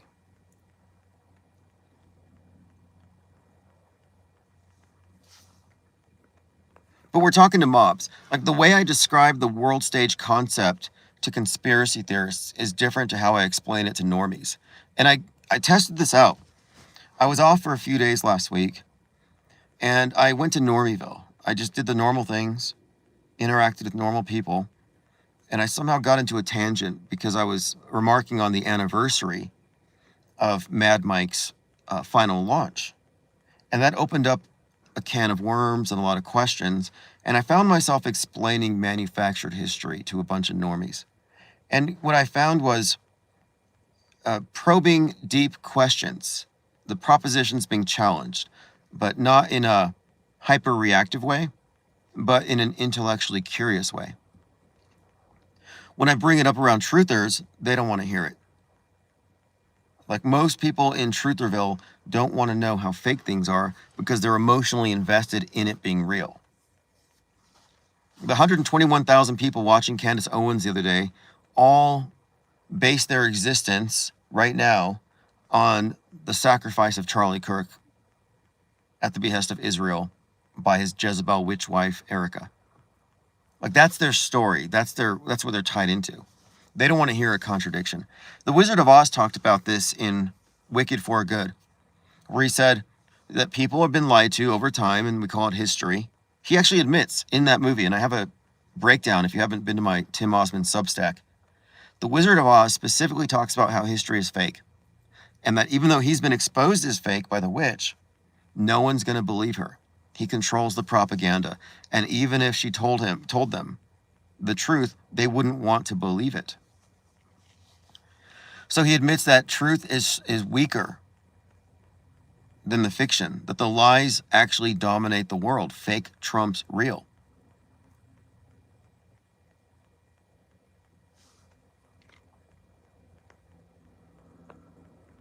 Let me go through your comments. Let's see here. Donna Southard said, some washed-up actor like Gutenberg during space lasers killing fake babies in Hawaii. No, I don't know what that is, but yeah, that was funny. The Los Angeles fires, and then you have this actor from, was it Lava Lantula, about Los Angeles being burned down by fire-spewing giant tarantulas, and that actor's like right out in front of the fires in Los Angeles, and the news is like, action hero John Gutenberg is helping the firefighters clear the streets. And he's like, well, electric cars can't be moved as easily, but you just need to get out there and help people in wheelchairs escape.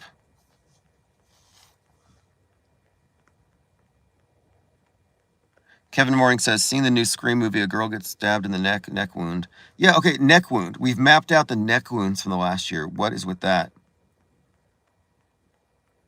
Now, the thing is, every single politician, every congressperson, everybody that you address exists on the world stage. Politics cannot be separated from the world stage except on the local level. Getting potholes filled. Adding a public library, or whatever your local agendas are. Yeah, that's real. But these politicians exist in a fictional universe. And it hasn't been brought to their attention. Kevin Mooring says it's easier to fool people than convince them they've been fooled. Yeah, I came across a statement by some philosopher about this the other day. I'll have to find out who said it. But it was I think it was Schopenhauer. But he was talking about how there are people who believe things that are false, and then there are people who refuse to believe things that are true. And he said the people who refuse to believe things that are true are worse off.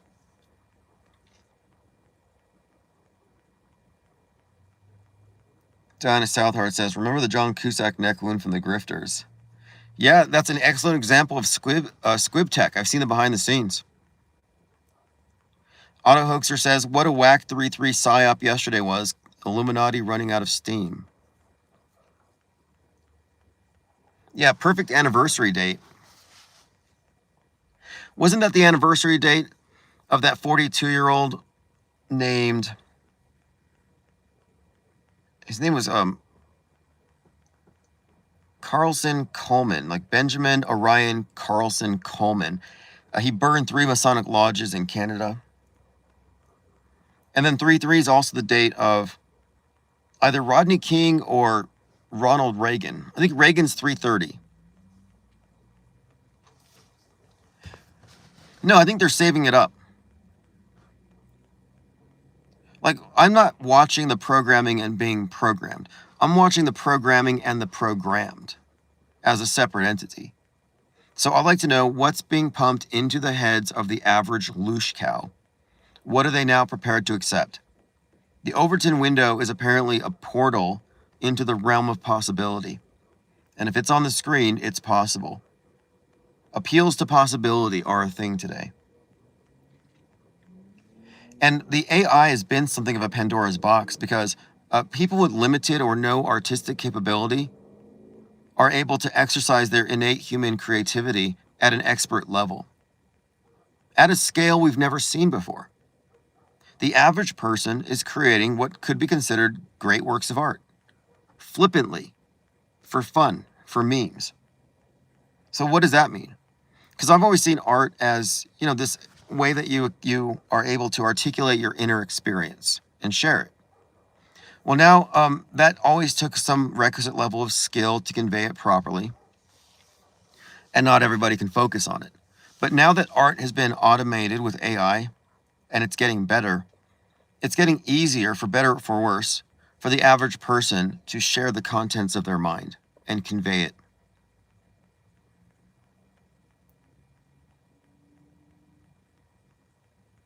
Again, it goes back to, is it Gozer? Ghostbusters, the gate being opened, and the one guy had no self-discipline. He started thinking about marshmallows, and then the Stay Puft Marshmallow Man shows up.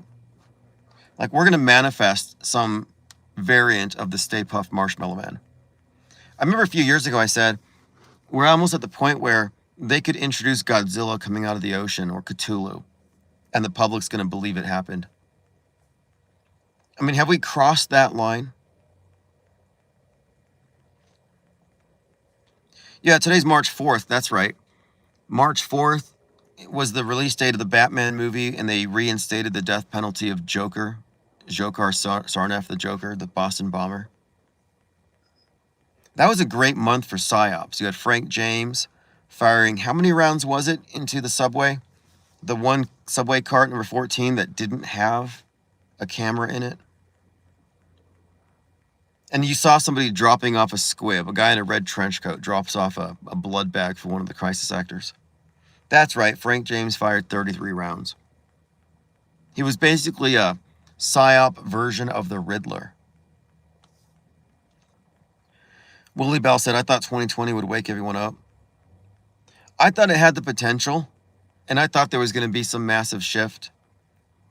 But I saw how the people calling the whole thing out for what it was were suddenly eclipsed by these influencers who just moved in onto the scene with their anti-agenda. Look, anti-vax was the death of the truther. Trutherism got lost in political opinion and psyops. They got drowned in this stuff because they took the anti-position on that issue. They became part of a triangulated dynamic, and they basically set themselves up to be censored, marginalized, and built by grifters. All of their loosh was milked. Gwylem says, Ghostbusters is lame. I made the mistake of watching it. Look, I can't think of a single movie that isn't lame. I mean, like I mentioned Blade Runner. I mean, I read the book. I remember the movie. But nothing I watched that I thought was worth watching or that I took the time to watch in the past is actually that good now that we have actual options. Like, I think Blade Runner's terrible. And I found Harrison Ford's behavior to be somewhat disgusting. Like, I kind of find it hard to watch. Like, he force makes out with the robot girl. I was like, people want to sit in the theater and watch this guy, like, pressing his face against her like that? I don't know.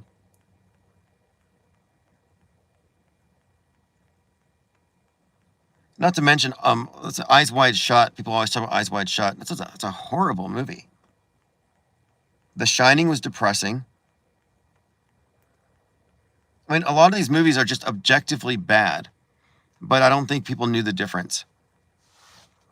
All the mainstream movies that we cite these movies because these are the content that contained mass programming. It's not because of their quality. That's not the reason why we reference these movies. But they're all objectively horrible. Years ago. And I can see it's like, have they just dumbed everything down and people aren't complaining? I don't even like movies. Like, I like series. Because I feel like a movie puts these constraints on a story and they force it into a time frame that doesn't give adequate time for character and plot development. And oftentimes, movies, because of the way they're packaged, have movie stars, which is an automatic spoiler. Because, you know, well, that person survives till the end. There's no mystery. It's junk food for the mind. But if you have a series, even if it meanders, I think you have more room for development, and I always find it to be more interesting because there's subplots and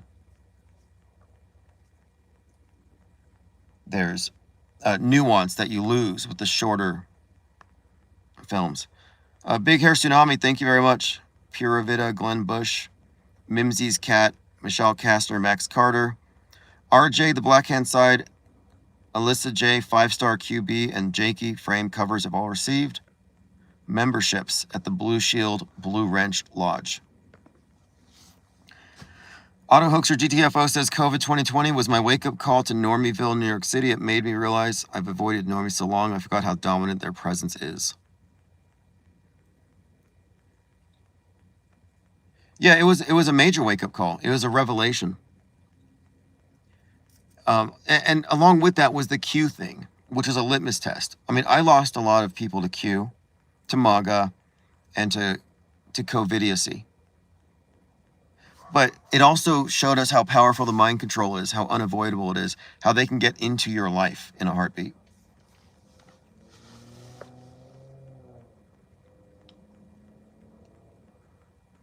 But I think it needed to happen because it was that made me aware that Trutherville is being puppeteered by agents in place, by controlled opposition propaganda outlets who steer them as an alternative sheep pen, but in no way expose the deeper underlying truth behind mass media mind control itself. They're all just showing up on the scene with red herrings and high production value, and they eclipse the people who are asking the serious questions. 2020 is also when I lost all faith in Project Veritas or any of these independent journalists to actually follow through on facts that go outside of their box.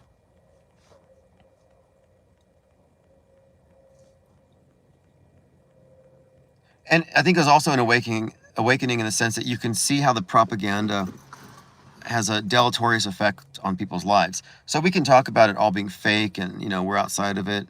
We know it's all a joke. But for the people who don't, there are some effects that aren't entirely positive. Like, being entertained by the bread and circuses means that they're subject to alienation, being politicized into opposing groups, which has effects on their lives. But also, what about the psychosomatics? What about the placebos? What about the elevated stress levels, fight or flight, and doomsday scenarios? All the doom-gooning. That can't be good for the mental health. What's up, Psyop Sidecar? Diana says, I found Q amusing and I like that mystery. I think it was revealing. We watched real-time the unfolding of a government-manufactured cult. We watched it come and go, and we saw how people defended it. I think it's like from the perspective of an alien anthropologist, it was very enlightening, and I learned a lot. Curtifest says, wow, Tim, you're so spot on. 2020 showed how they can get in our heads. Oh, they can get in your homes. I mean, it was very disheartening because I knew people who traveled a lot, who are now sedentary. And what's worse than being sedentary and stuck at home with nothing to watch but government propaganda flicks? We were all forced to essentially merge with the monolith. It was our upgrade. It was a collective psyop, and it gave us all a worldview upgrade. And my honest opinion about this, and this is why I don't deal with anti-vaxxers, is that the real purpose of it was to introduce a secular replacement for sin, and to install a priesthood, and to separate society into the saved and unsaved, and to establish that there are heretical doctrines and heretics. Even contact tracing was reminiscent of an inquisition. So they upgraded our mental architecture. We got a big paradigm update. The same old superstitions, the same old religious mind control, but now with the modern science fiction context.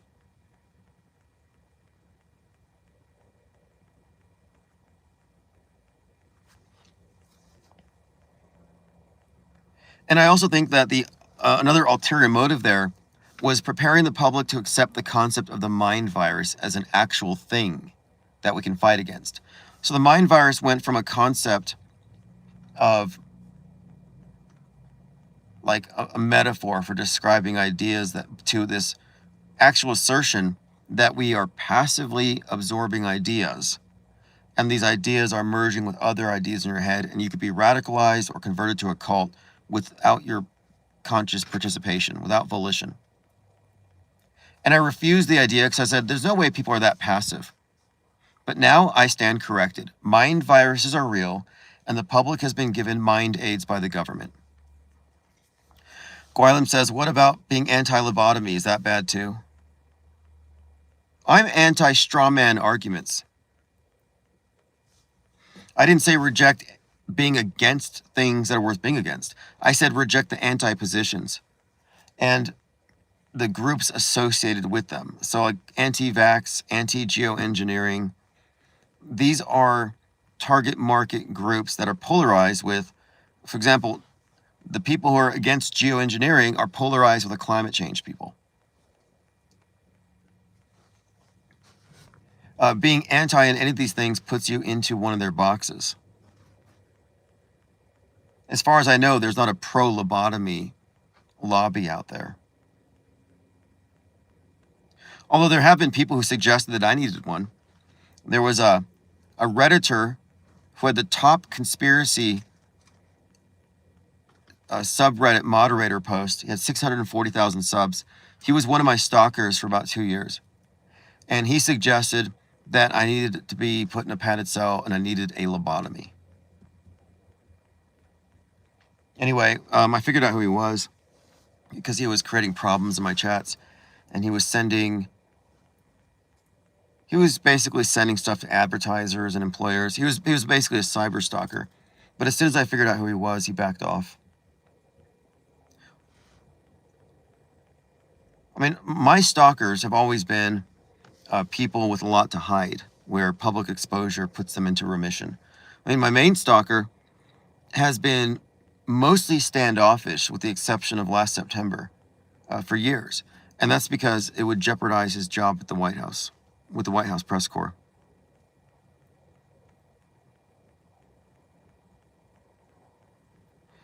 Lily Bell says, all the zombie shows right before 2020 help people freak out. Yeah, it was training you for quarantine. And then Sandra Bullock was in that movie Bird Box, where everyone had to wear a blindfold, a mask, and you had to stay away from the people who wouldn't wear the mask. And then she had to get her children to the House of the Blind, which was a quarantine. So it was the same thing, but the virus comes through the eyes. Like hot skulls, the virus is spoken words. Mind viruses, you got to wear earplugs. Speak no evil, see no evil, hear no evil. They gave us these representations of reasons to fear the outsider, to stay within the mob that has been saved. And I'm saying this is a secular counterpart to the religious concept of saved and unsaved. Don't listen to the heretics. Don't listen to the apostates. And quarantine, culturally, insulate yourself socially against their influences. And you see this on both sides. So I talk about the pandemic having this effect. Well, the moral panics, satanic panic, Pizzagate panic, this is all tied to a right-wing quarantine attempt against the left.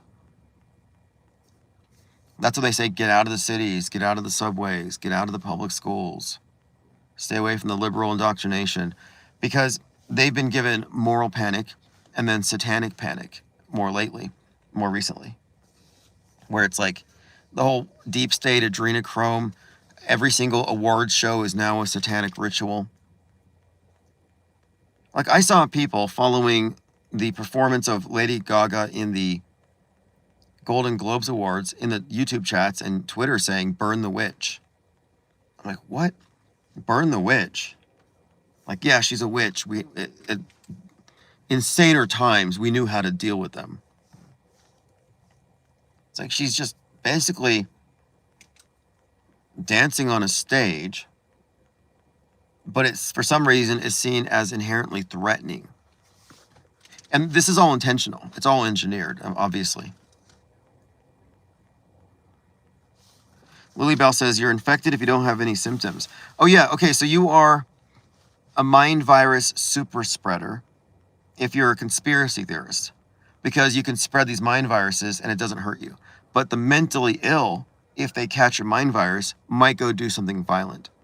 So the reason we have to censor ourselves and mask our minds is for those with compromised mental immune systems. The same reason why the healthy super spreader has to stay home, because you're a danger to those with compromised immune systems. So you see, they've created a system that penalizes the healthy, penalizes everybody on the basis that the most compromised need to be protected from the rest of us.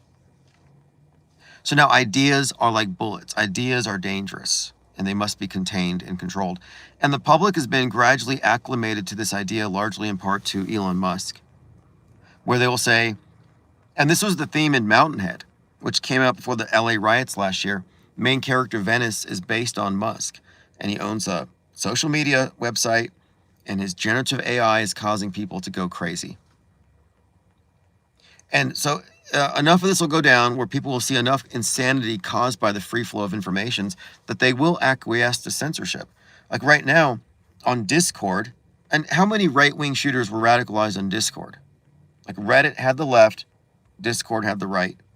And the right wing had been targeted with all of the woke right propaganda from day one. We've met a lot of those influencers. All the anti-vax influencers, they're all on Discord. So Discord is now asking for facial scans. Facial scans. So they can attach your face to your meme. You see, this is all about, like I said, contact tracing with 2020. That was all getting us ready for mind virus containment. And they're perfecting a system for containing mind viruses so they can have total control over a worldview. And a mind virus is whatever they deem a mind virus, because people are catching whatever. So they want a population with compromised immune systems. They don't want skeptics as news consumers. No, they want you to be credulous and non-skeptical towards your chosen outlets. They don't want skeptics. They want you to be programmable. If you're not a skeptic, if you're gullible, you are programmable. What do you think gullible means? To be gullible means somebody can come program you. They can override your free will and agency. They can tell you what to do. They can trick you. They need us to be a captive, gullible audience for the system to function. So it seems like right now, they're building the infrastructure, the guardrails and AI and otherwise, to prevent people from arriving at a worldview that might upset the status quo. That's why we're not acknowledged. If we're acknowledged in media, if auto-hoaxing is mainstreamed, the AI will have to reconcile with it. It will become part of its knowledge base. So they want to quarantine their world stage. The world stage does exist in a state of quarantine. But the censorship's not there for your protection. It's to protect the infrastructure, to protect its architecture. So what we represent, our worldview, represents an existential threat to the world stage as it exists. Because the people are primed to believe anything, and they might even be open to believing the truth if they hear it. So I think they're setting up a system to prevent that from happening, so there's no widespread interactions. But as far as I can tell, the IPS think tank is the only epicenter for this type of thinking that has the potential to scale up.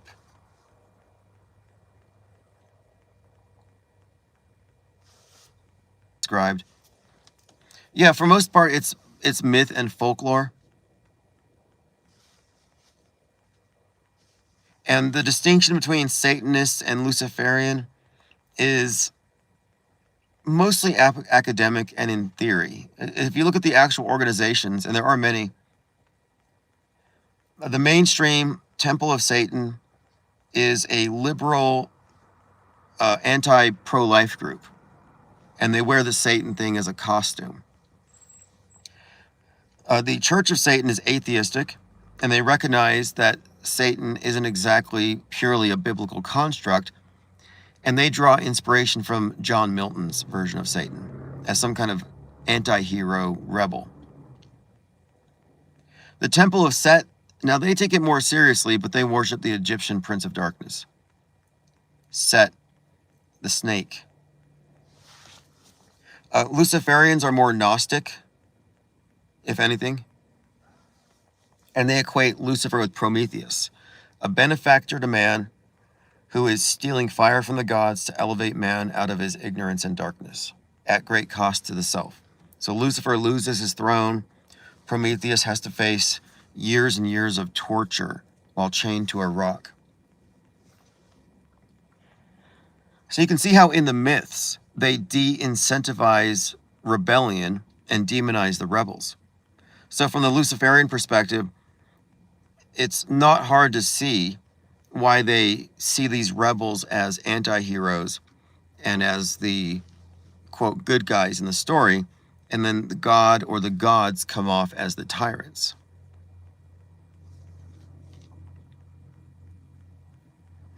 So the Church of Satan is atheistic, and they use these symbols, although they still do have some core doctrines about what they think magic is. But they largely distance themselves from Aleister Crowley's work, which they consider to be mostly mystical mumbo jumbo. In fact, the reason why there's a temple of Set is that the Church of Satan didn't want to have a degree system. They didn't want to lose themselves in people seeking social circles and status symbols. But they wanted, this is how they described it. They said, if you're any good at this, if you're any good at what they call magic, it will be self-evident. You won't be able to buy yourself a title and then still have no control over your life. So it was a quality control measure. And they equated magical prowess with worldly success because their religion is of worldly attainment. It's not spirituality. The Temple of Set wanted the degree system. Again, 5th degree is Maga. But they also wanted a theistic component. They wanted a deity to pray to.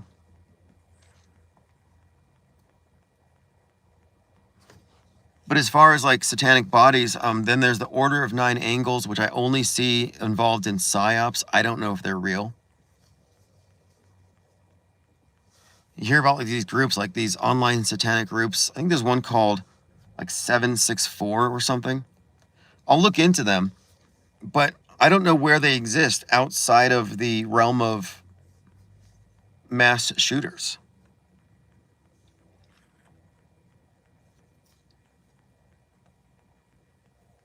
Busy says, I saw an old video of Jim Carrey in The Tonight Show with Letterman and posted the title, Jim Carrey clones himself, and he jokes about having a double, and also, funnily enough, jokes about knowing Frank Sinatra.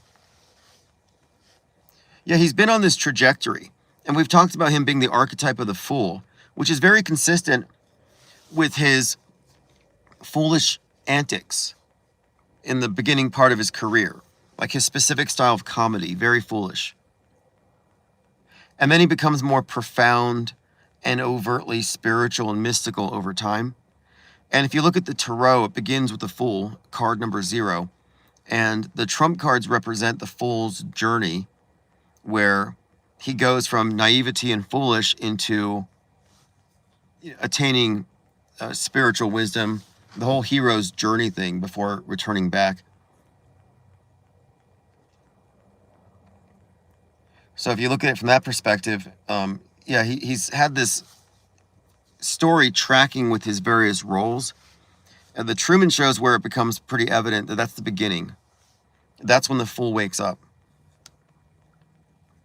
And that's when he becomes the magician, the person who is now recognizing that he has agency. He's not just an NPC. You know, another good movie with a Gnostic subtext, like They Live, I mentioned earlier, is Free Guy, which draws from They Live. Now, I can't vouch for it being a good movie. I mean, the messaging is there. It might be terrible. But Free Guy is about NPCs in a video game simulation world attaining sentience. And how the guy who wakes up first does so because he has some spontaneous reaction to a woman. He like this attraction. And for some reason that moment creates something of a glitch, like a spark. And then he starts making decisions for himself. First, small decisions. But the more he makes choices and exercises volition, the more he sees through the whole realm. And he recognizes that people don't have free will in Free City. And he tries to wake people up, similar to in They Live, where Roddy Piper has to fight the other guy to get him to put the glasses on. Well, Free Guy also has glasses that lets him see through the game. But he has to basically force his security guard friend to adopt the perspective.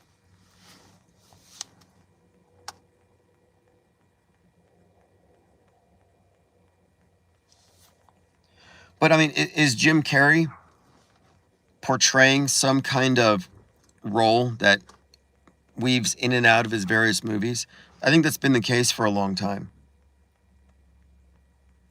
I don't know if this plastic surgery thing fits into that very much. But I think it's interesting how how he's been grafted into the conspiracy realm because of the things that he said in the past. Another celebrity like that is Mel Gibson. And Mel Gibson has a couple movies coming out. So later this month, you got Resurrection of the Christ. And then 40 days later, there's another installment. So there's a lot of Mel Gibson. And Gibson's been a meta-scripter. He's done 9/11 predictive programming. He's part of the QAnon lore. I think he directed Butler, Pennsylvania, in my opinion. And then he's also done this thing with, I'm talking about Mel Gibson, with like conspiracy theories in general. He's kind of been a part of the subculture, but he brought Jim Caviezel out. A lot of code in these movies and with these actors. But I think he directed Butler and possibly January 6th.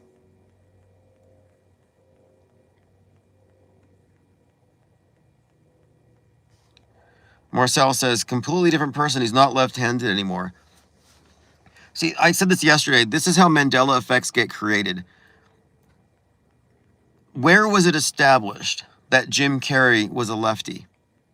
Was that ever established in the past? Because I think that's a rumor that has been retconned onto his story so they could say he changed. I don't think it's true. I looked into it. I tried to find a source. Where is Jim Carrey left-handed? And I could not find a source for that. But again, I would ask, if you're asserting it's a different person, are you suggesting that the real one is dead? Are you asserting there's a clone, or is it a body double? Like, I'm genuinely curious. Yeah, and the Mouth of Madness is actually good. I mean, it's not the highest budget thing, but I think it's funny. The special effects are, 80s, probably. It's John Carpenter. But it describes how our worldview has been hijacked. Now, actually, in the Mouth of Madness is where we are right now. Because it's about this author named Sutter Kane, whose works are so popular, they outsell the Bible. And people are reading these books, and it's changing the consensus worldview. And the world begins to now admit elements from the book. And it starts off in this one town called Hope. And then, Hobbs End. And then it spreads. But the idea is that if one author's vision can occupy everybody's mind, he has creative control over reality itself, which I say is the media. So this author is sitting in front of his typewriter, and it's very Lovecraft inspired. And behind him is a rift, like a hole. And it is into this other dimension, other realm, the collective id.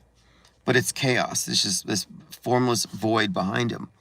Like God says, let there be light, and he speaks creation into existence with words. The word. Well, this is the same thing, but in a Gnostic counterpart, where this man hijacks creation itself, and what he types becomes real. And he seizes this power, and he begins, like I was describing earlier, opening the Overton window. He begins ripping it up, tearing up a veil in reality itself, to where now reality has become a reflection of all of his horror stories. And the movie gets kind of meta, because the main character who's hunting this author down is the only sane person left on Earth. So he hides in an insane asylum. He refuses to leave a padded cell because the world outside has gone crazy. And he realizes that the entire world's consciousness has been hijacked. So we, in many ways, are living through this.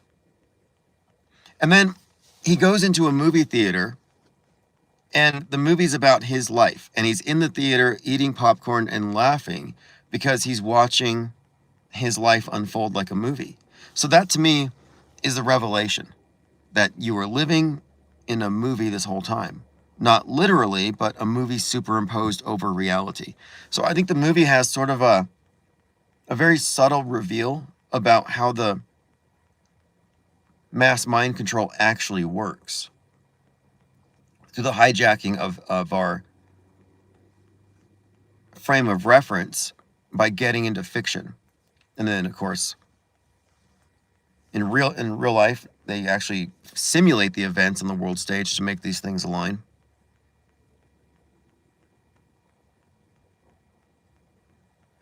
Lily Bell says his nose looks different. Yeah, I don't know. I think that to conclude that Jim Carrey's been replaced is a little premature. I'll take that claim more seriously in 2 weeks. I need to see subsequent interviews, and I need to know people's frame of reference. If you're comparing the photo of a 40-year-old to that of a 64-year-old, you're going to see some discrepancies. And then I have to decide, who do I trust more? Truthers or cosmetic surgeons who say, oh, that's a brow lift. But this did raise a red flag for me. It told me that, I often say we're in a state of philosophical crisis. We are in a crisis right now. And one of the problems here is that there are no Hitchens razors, which is when you don't even tolerate an idea that doesn't have the facts to back it, or Occam's razor, where you filter out the overly complex explanations. And the complexity here is simply that if you're saying he's dead or replaced or cloned, you have to fill in, when you say cloned, are you implying a full-grown clone that doesn't look like the real guy? Or if you're saying it's a mask, you have to explain, why didn't they use a mask that was exact? Because the technology's been there for decades. Hyper-realistic masks that are foolproof. So then they'll say, well, they had to give him a mask, but they wanted to screw it up a little bit to draw attention to it. Okay, well now you're getting into conspiracy theory. And this theory says this is some kind of elaborate hoax to draw attention to his face, so they did this so we would have this conversation. Okay, if that's your theory, then you still have to weigh it against maybe it's just cosmetic surgery and truthers overreacting. It wouldn't be the first time. Do you remember when Kate Perry's eye was glitching and people said, she's vax damaged? Well, if you look at the full context, she's doing some kind of malfunctioning robot doll dance. And like one of those dolls that the eyes open and close, the eyelids move, she was actually doing that on purpose, or while she was doing that, her mascara stuck. But anyway, there was a valid explanation for why she had the blinky eye thing. But it went through the rounds of all of the usual circles where people are saying, yeah, she's obviously got some kind of damage from the shot.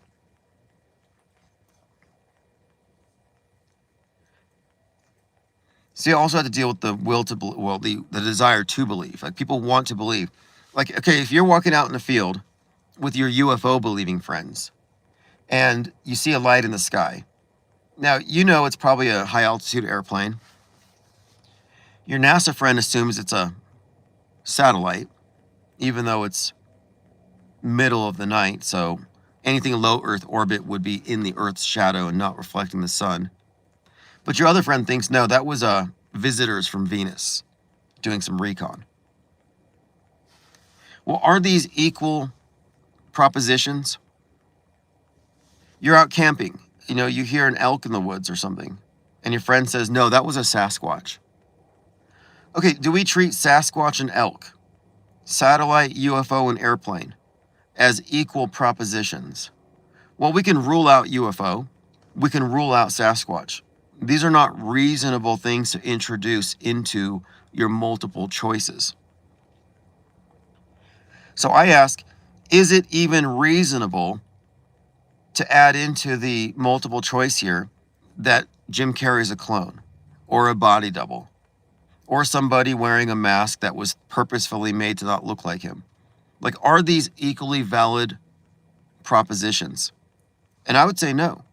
I think there are reasonable and unreasonable propositions. And if you can't tell the difference, you're not a reasonable person. at least not when it comes to assessing media. And that's not a criticism, it's an observation, and it's a fact. The general public does not apply reason and logic and skepticism to their media consumption. It's highly reactive. And if you're highly reactive and unreasonable, it means you veered from the off-world stage perspective into MSM plus, into a subset of the mainstream. You took a position too early, I would say. Now, if you can find the facts to back it and make it more plausible than the mainstream interpretation, then that's it. But I'm saying we don't have enough information right now.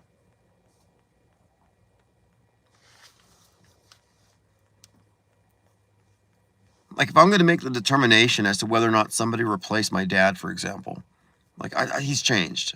Last time I saw him, he was different. Like, I would need a wider array of sources, other videos, other people's perspectives. And then you have to ask, if true, then what? And if true, or rather, for it to be true, what is inferred by my claim? Like, for one thing, a lot of truthers seem like they have some kind of playbook. Like, they all somehow got the book, How the Illuminati Sacrificed the Celebrities. Sacrifice protocol.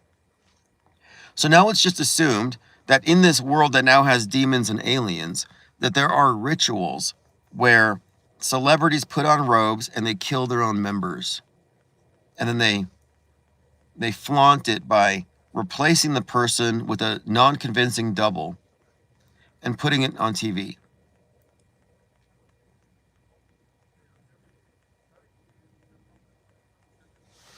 Busy says, the Tonight Show posted a video called Jim Carrey Uses a Clone. It's obviously a psyop. Come on. Yeah, there's a point where a lot of these celebrities are just walking, talking psyops. Like, you can't trust that anything they're doing is just organic. I mean, this is especially true with the Trump deranged. Like, I question, are these people really Trump deranged? Or are they platforming these ideas?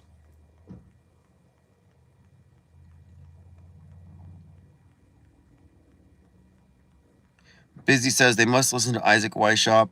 Interesting show, but he pushes celebrity death sacrifices. Yeah, there's a lot of channels that still push that. There are still people who say that Charlie Kirk was sacrificed in a ritual. And I'm like, again, if we're talking about rituals, what secret temple did you sneak into where you figured out their rituals? Or is this just some collective knowledge? We just assume it's true. Define ritual. Define ceremony. Like, do people actually know what they're talking about when they talk about Illuminati rituals?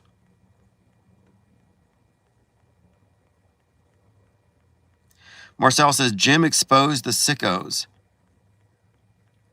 Yeah, one of the claims here is that Jim Carrey was exposing the deep state. Like Michael Jackson. And Michael Jackson, according to the Q people, was actually rescuing children from the deep state by hiding them at his La La Land or Neverland Ranch. I'm not sure if I believe he was a whistleblower. I mean, I've only heard out of context videos. Like, there was one video where he seemed to be talking about innocent people and kids, but I think it was actually about ICE. I've seen Jim Carrey exhibiting some Trump derangement, even inferring that a lot of people would like to be holding Donald Trump's head. So I don't see how he strayed from the orthodoxies of the left, but I do see him having carried a lot of Gnostic thought. Alchemical, Gnostic. And by Gnostic, I'm not referring to like Christian Gnosticism specifically. I'm talking about a spirituality centered around direct experience and that it's outside of institutions and churches and not reliant on scripture, but rather, again, direct experience. So he talked about 33, the Kundalini fire serpent, elevating consciousness. He's talked about reincarnation. And then the Gnostic show, The Truman Show, is really about a man breaking out of the Demiurge's prison. So on and off the screen, there's some consistency with his character. And some have said that his recent appearance was actually a performance of his, or exhibiting his enlightenment, and that he's showing that he is now a androgen transcendent being. And I don't know.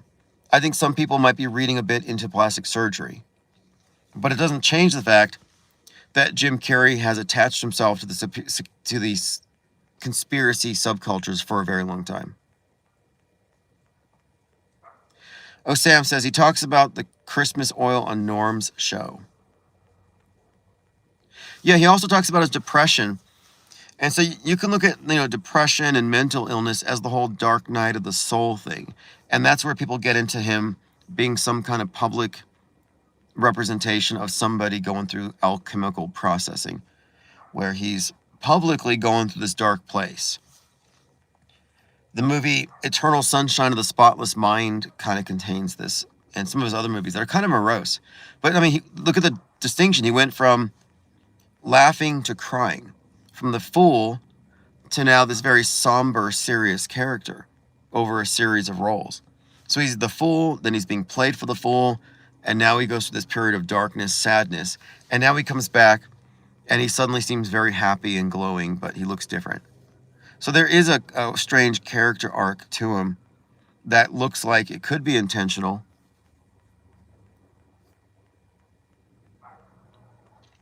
Again, it's hard to say. I mean, do we assume that any of them are being real at any time? I kind of don't.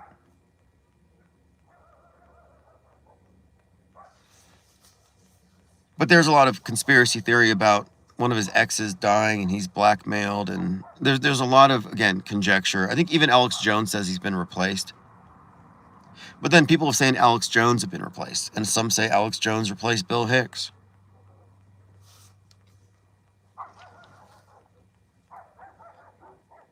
But at the end of the day, I'm not a conspiracy theorist. I'm interested in the truth. And I notice a lot of conspiracy theories fall short of being valid theories. They're just propositions, most of them unreasonable. In fact, I would describe conspiracy theories at large as a big meta-conspiracy to keep everybody involved in the circus. It keeps you in the circus tent. Alternative and mainstream exist in the same big circus tent. And what I did see, because you only have so much time, so much energy. Let's say you have 50,000 subs and you're devoting time to this. Look at all that focused time and attention to a non-issue or something that doesn't elucidate anything. It just truth-ertains. So we're seeing misdirected resources. Every single time truthers react to a non-solvable conspiracy theory.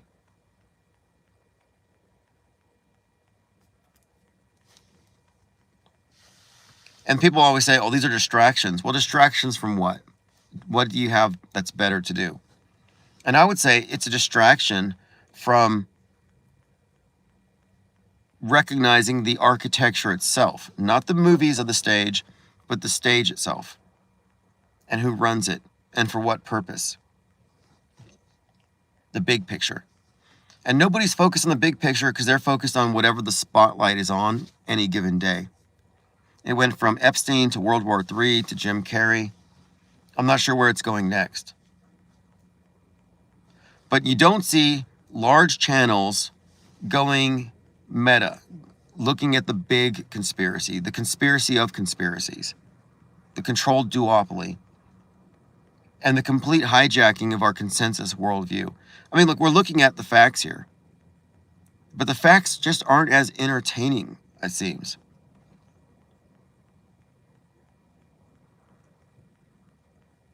At least not right now, because it's still complex. It's still distilling.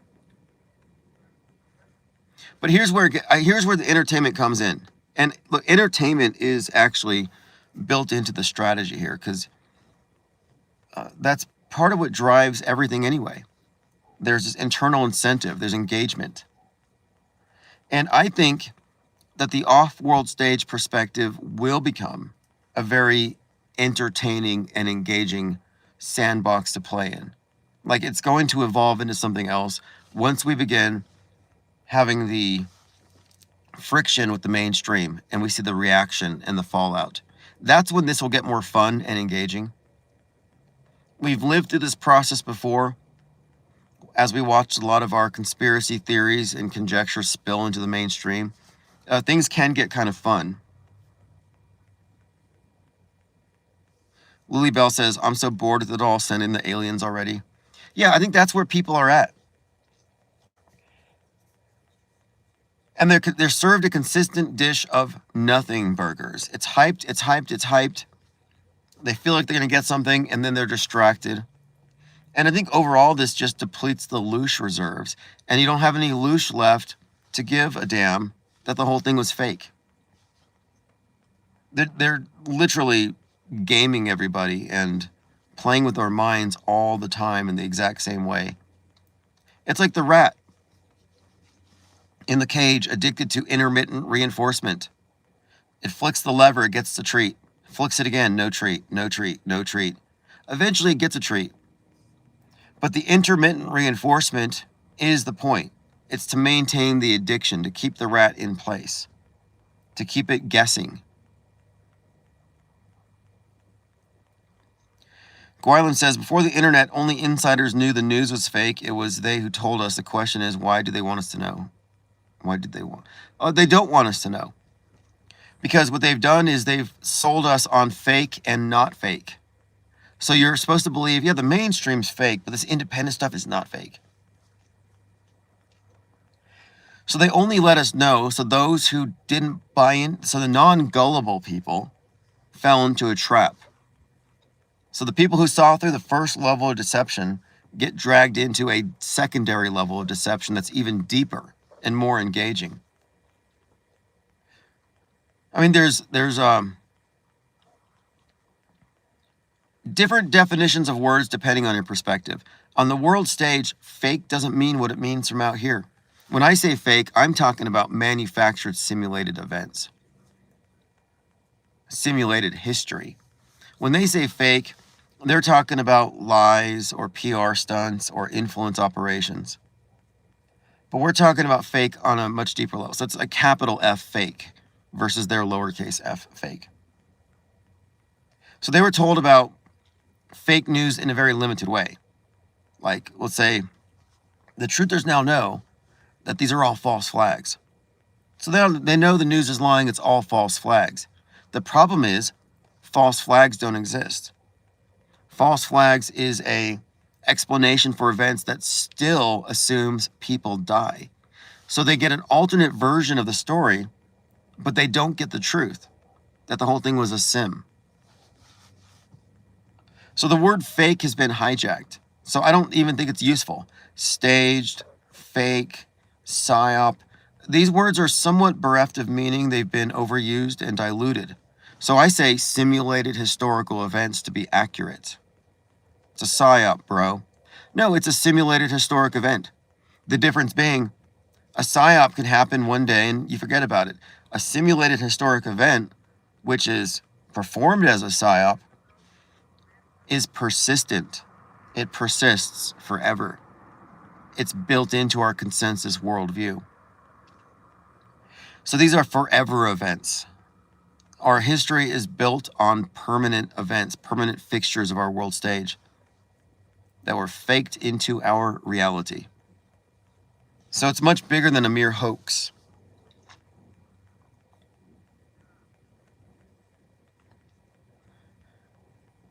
So the main task in front of us now is conveying the scale of fakery and the time frame of it. So my new work, this new project, The History of Newsbending from 1963 to 2026, that's step one. I'm further adding on to it a few more sections, but that data thrown into an AI is very useful. And what it demonstrates is that contrary to what truthers have always thought, We're not analyzing mere coincidence. We've gone outside of the bounds of conventional orthodox trutherisms and their false explanations. We've gone further, and we have evidence, we have receipts. We don't need their conjecture. We don't need irrational propositions. We have facts, we have receipts. And this, when you understand what this actually implies, is a paradigm shock. And whether or not people like what we're saying or like where this is going or care to even consider the implications, like it or not, it's the truth. And we can prove it. And what's going to happen, in my opinion, is as we consolidate the messaging and make it scalable, it will do just that. It will snowball. If we do it right, avalanche. But the way this thing will blow up out of control, where it'll stop being unacknowledged and it'll move into censorship or move into engagement, the way that'll happen is when we are able to effectively swarm the gates, swarm the guardrails. It takes numbers. Because we're talking about superorganisms. We're talking about mobs, hives. You can have principles and facts on your side. You can have the right answers. But if you're outnumbered, might fundamentally makes right. You know, Walter Lippmann made this point. He said that these manufactured crises enable the programmers to ascertain who has the might, who has the numbers, and they can make things go in that direction without having to get physical. That's what he meant by sublimated civil war. So it really does come down to force, numbers. That's why they inflate their numbers with bots, because people respect numbers. They respond to numbers. They can ignore you if you're a minority. And I don't think that the 68 people listening now is indicative of how far these ideas have already taken hold. They just haven't been integrated because this hasn't been platformed. And that's what we are doing. So, in my opinion, this platform is expandable, scalable, and it's just a matter of reaching a certain critical mass, at which point it will, of its own accord, proliferate. I mean, there'll be a point, it's like, have you seen Fight Club, how he sets it up so that each Fight Club becomes autonomous and exists without him. And before he knows it, these things have started everywhere and they're not under his control anymore. That's what we want. We want this perspective to spread out of the control of anybody, to be seen as self-evidently true and a fact worth considering.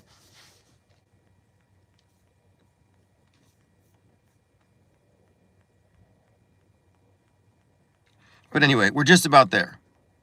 You know, one of my favorite parts in Sun Tzu's The Art of War is about force, where it talks about the relative power of throwing a rock at a mob or going to the top of a mountain and using a pebble to start an avalanche to wipe them all out.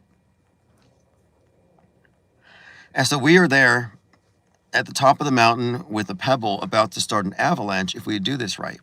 It's better than wading down to their level, fighting in their turf, breathing their air, being censored by their platforms. We have to come from outside. Our ideas and our facts are overwhelming. They can't even confront them right now. When our ideas and facts are consolidated, more effectively transmitted, and carried by more super spreaders, then we will essentially embody that avalanche. And then that's when it gets fun. Like I'm not sure where it goes, but I just know that it gets more entertaining and interesting. And why wouldn't you want this? Why wouldn't you want people who are done being psyoped, ganging up on that premise and pushing back? Wouldn't you want an intellectual revolt, a platform for people who don't like being treated like they're gullible sheep? Like, there has to be some pushback. Who wants to spend their entire life punked by Big Brother, by Christoph in the Truman Show? Who wants to be denied the dignity of being treated like you have agency, but now you're subject to these programmed mobs?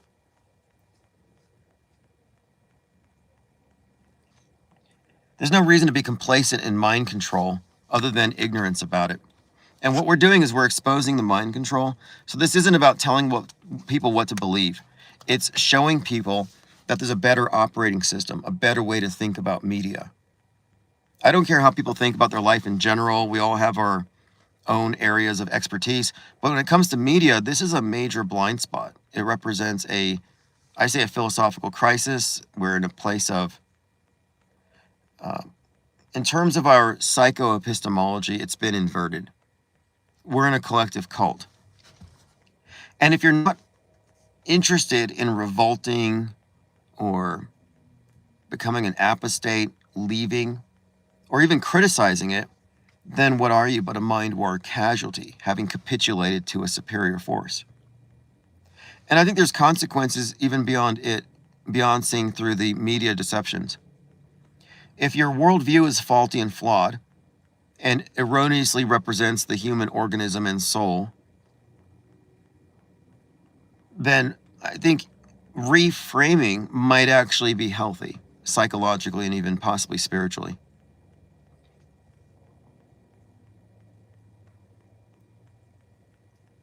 But anyway, what I'm explaining, this whole concept, it is the result of empirical research, observations, and it's undeniable at this point. But we're such a small enclave that nobody really knows. So it's very low key. It's kind of funny. I don't mind being underestimated and even ignored, because the time that we've been ignored and underestimated because we've been, under budget and marginalized, it's actually been beneficial, because this is more time for the ideas to gestate, to articulate, and to make more concise and to essentially strengthen the foundation of this whole thing. So we have that foundation, but then what do we do with it? Do you stay ivory tower? Do you stay not engaged? And it's up to people what they want to do with it. But my intention has always been the off-world stage has to invade. And we have a strategy. We do have targets. We do have objectives. When I say targets, I mean specific guardrails. I'm not talking about people. And why would you want to do it? Simply, it's self-assertion. It's saying, okay, I was lied to, manipulated, controlled, and programmed, and now I'm not. Wouldn't you want to hit back? Wouldn't you want to humiliate those who made you a fool? You were played for a fool, a Truman, your entire life. You're starting to see through it. You have seen through it. Don't you think that just as a matter of principle or for self-respect, you ought to expose it to the best of your ability just to make them do damage control? Just for the spite of it. If you put a price tag on it, like for example, covering up an inconvenient truth costs money. It takes operatives. It takes propaganda. Just on the matter of principle, wouldn't you want to throw a brick at Big Brother's screen? Wouldn't you want to do some damage to their architecture? Wouldn't you want to, in some way, cause the PSYOP entertainment complex to have to divert a lot of its mind control money to damage control?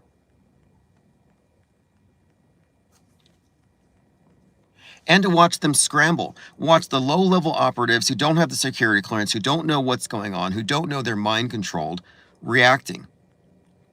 I mean, that was funny when the NASA critics, through the flat Earth topic, got mainstreamed, because it exposed, I think, a lot of the insulated nature of people in media and the compartmentalization, because we're coming at this from a very decompartmentalized perspective.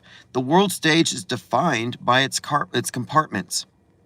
They're compartmentalized. There's a big box, 2 sub-boxes, and then a sub-box within each sub-box. And we're coming at this from the outside perspective, and we can see all of the sheep pens simultaneously.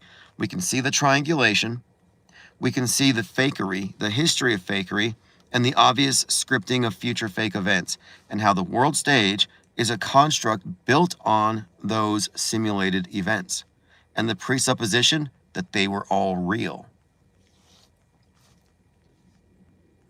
So there has not been a separate platform for those who can see the world stage as such, or, moreover, who have the operating system to continually separate real from fake.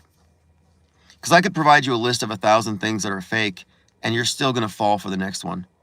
But I can give you the operating system to see through fakery itself, and you won't fall for any of them. So we're not like a pill.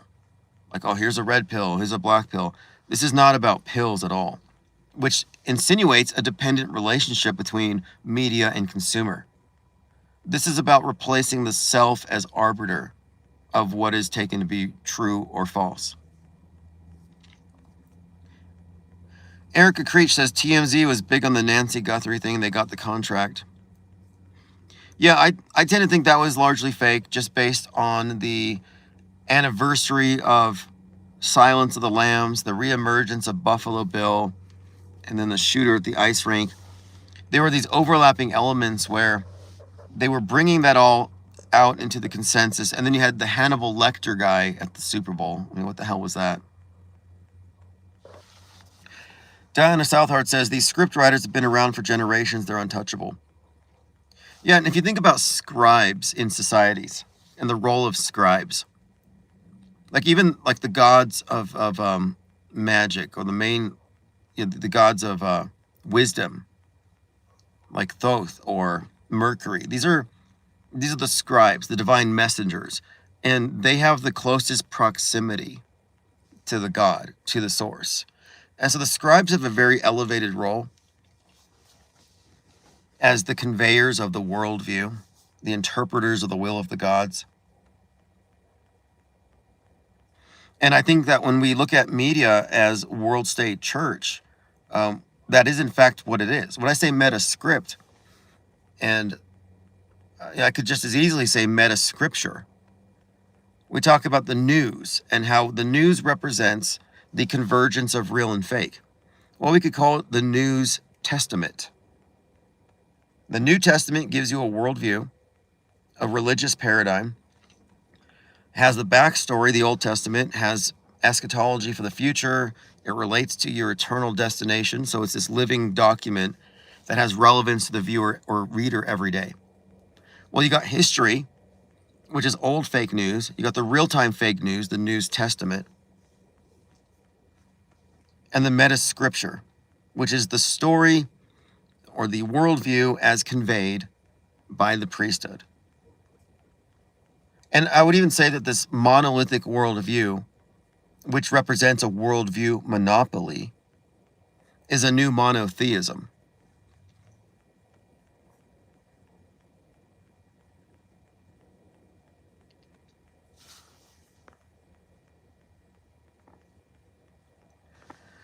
All right, well, we're going to have our phone system tomorrow. I'm going to pick it up later on tonight. I think it should be in here by tomorrow. I'm setting up my mobile open phones studio to be a permanent fixture so we can get more human intel. And when we take calls, things go in different directions, which is always fun. Lowry music video says, what a twisted up mess it all is. Yeah, the lie world order. It is very, I use the word confused because I think it's the most precise way of describing it. If you're talking about real and fake being merged, we're talking about the confusion of these two lines. And we are collectively confused. I am unconfused. And that's what we offer here. Unconfusion. The default is confusion. The default is programmed. If you want to be unconfused and deprogrammed, you must adopt the off-world stage perspective. There is no other way. And the off-world stage perspective is a view on world events that is inclusive of the awareness of not only the world stage paradigm as defined by previous fakery, but the capacity of media to simulate events, Not just the capacity, but the standardization of it, how intrinsic it is. Systemic fakery. We need people to be woke to systemic fakery. Yeah, and it is a paradigm shift. It'll be a shock for many. And those who are resisting it are going to look increasingly foolish as we build up momentum here. If you're still clinging to truth or orthodoxies, you are antiquated. You're being phased out. We have a better operating system. We've pushed back against a lot of things like false flag theory and simulation stuff with great effect. It's progress. See, we're kind of pushing for a neo-enlightenment here, because this is an endarkenment. It's an ongoing process. This inability to tell real from fake constitutes a new illiteracy, where we can no longer discern lies. I mean, this has been a hijacking of our worldview, of our consensus worldview. It's been hijacked. We're being hacked. We are indeed apparently hackable animals.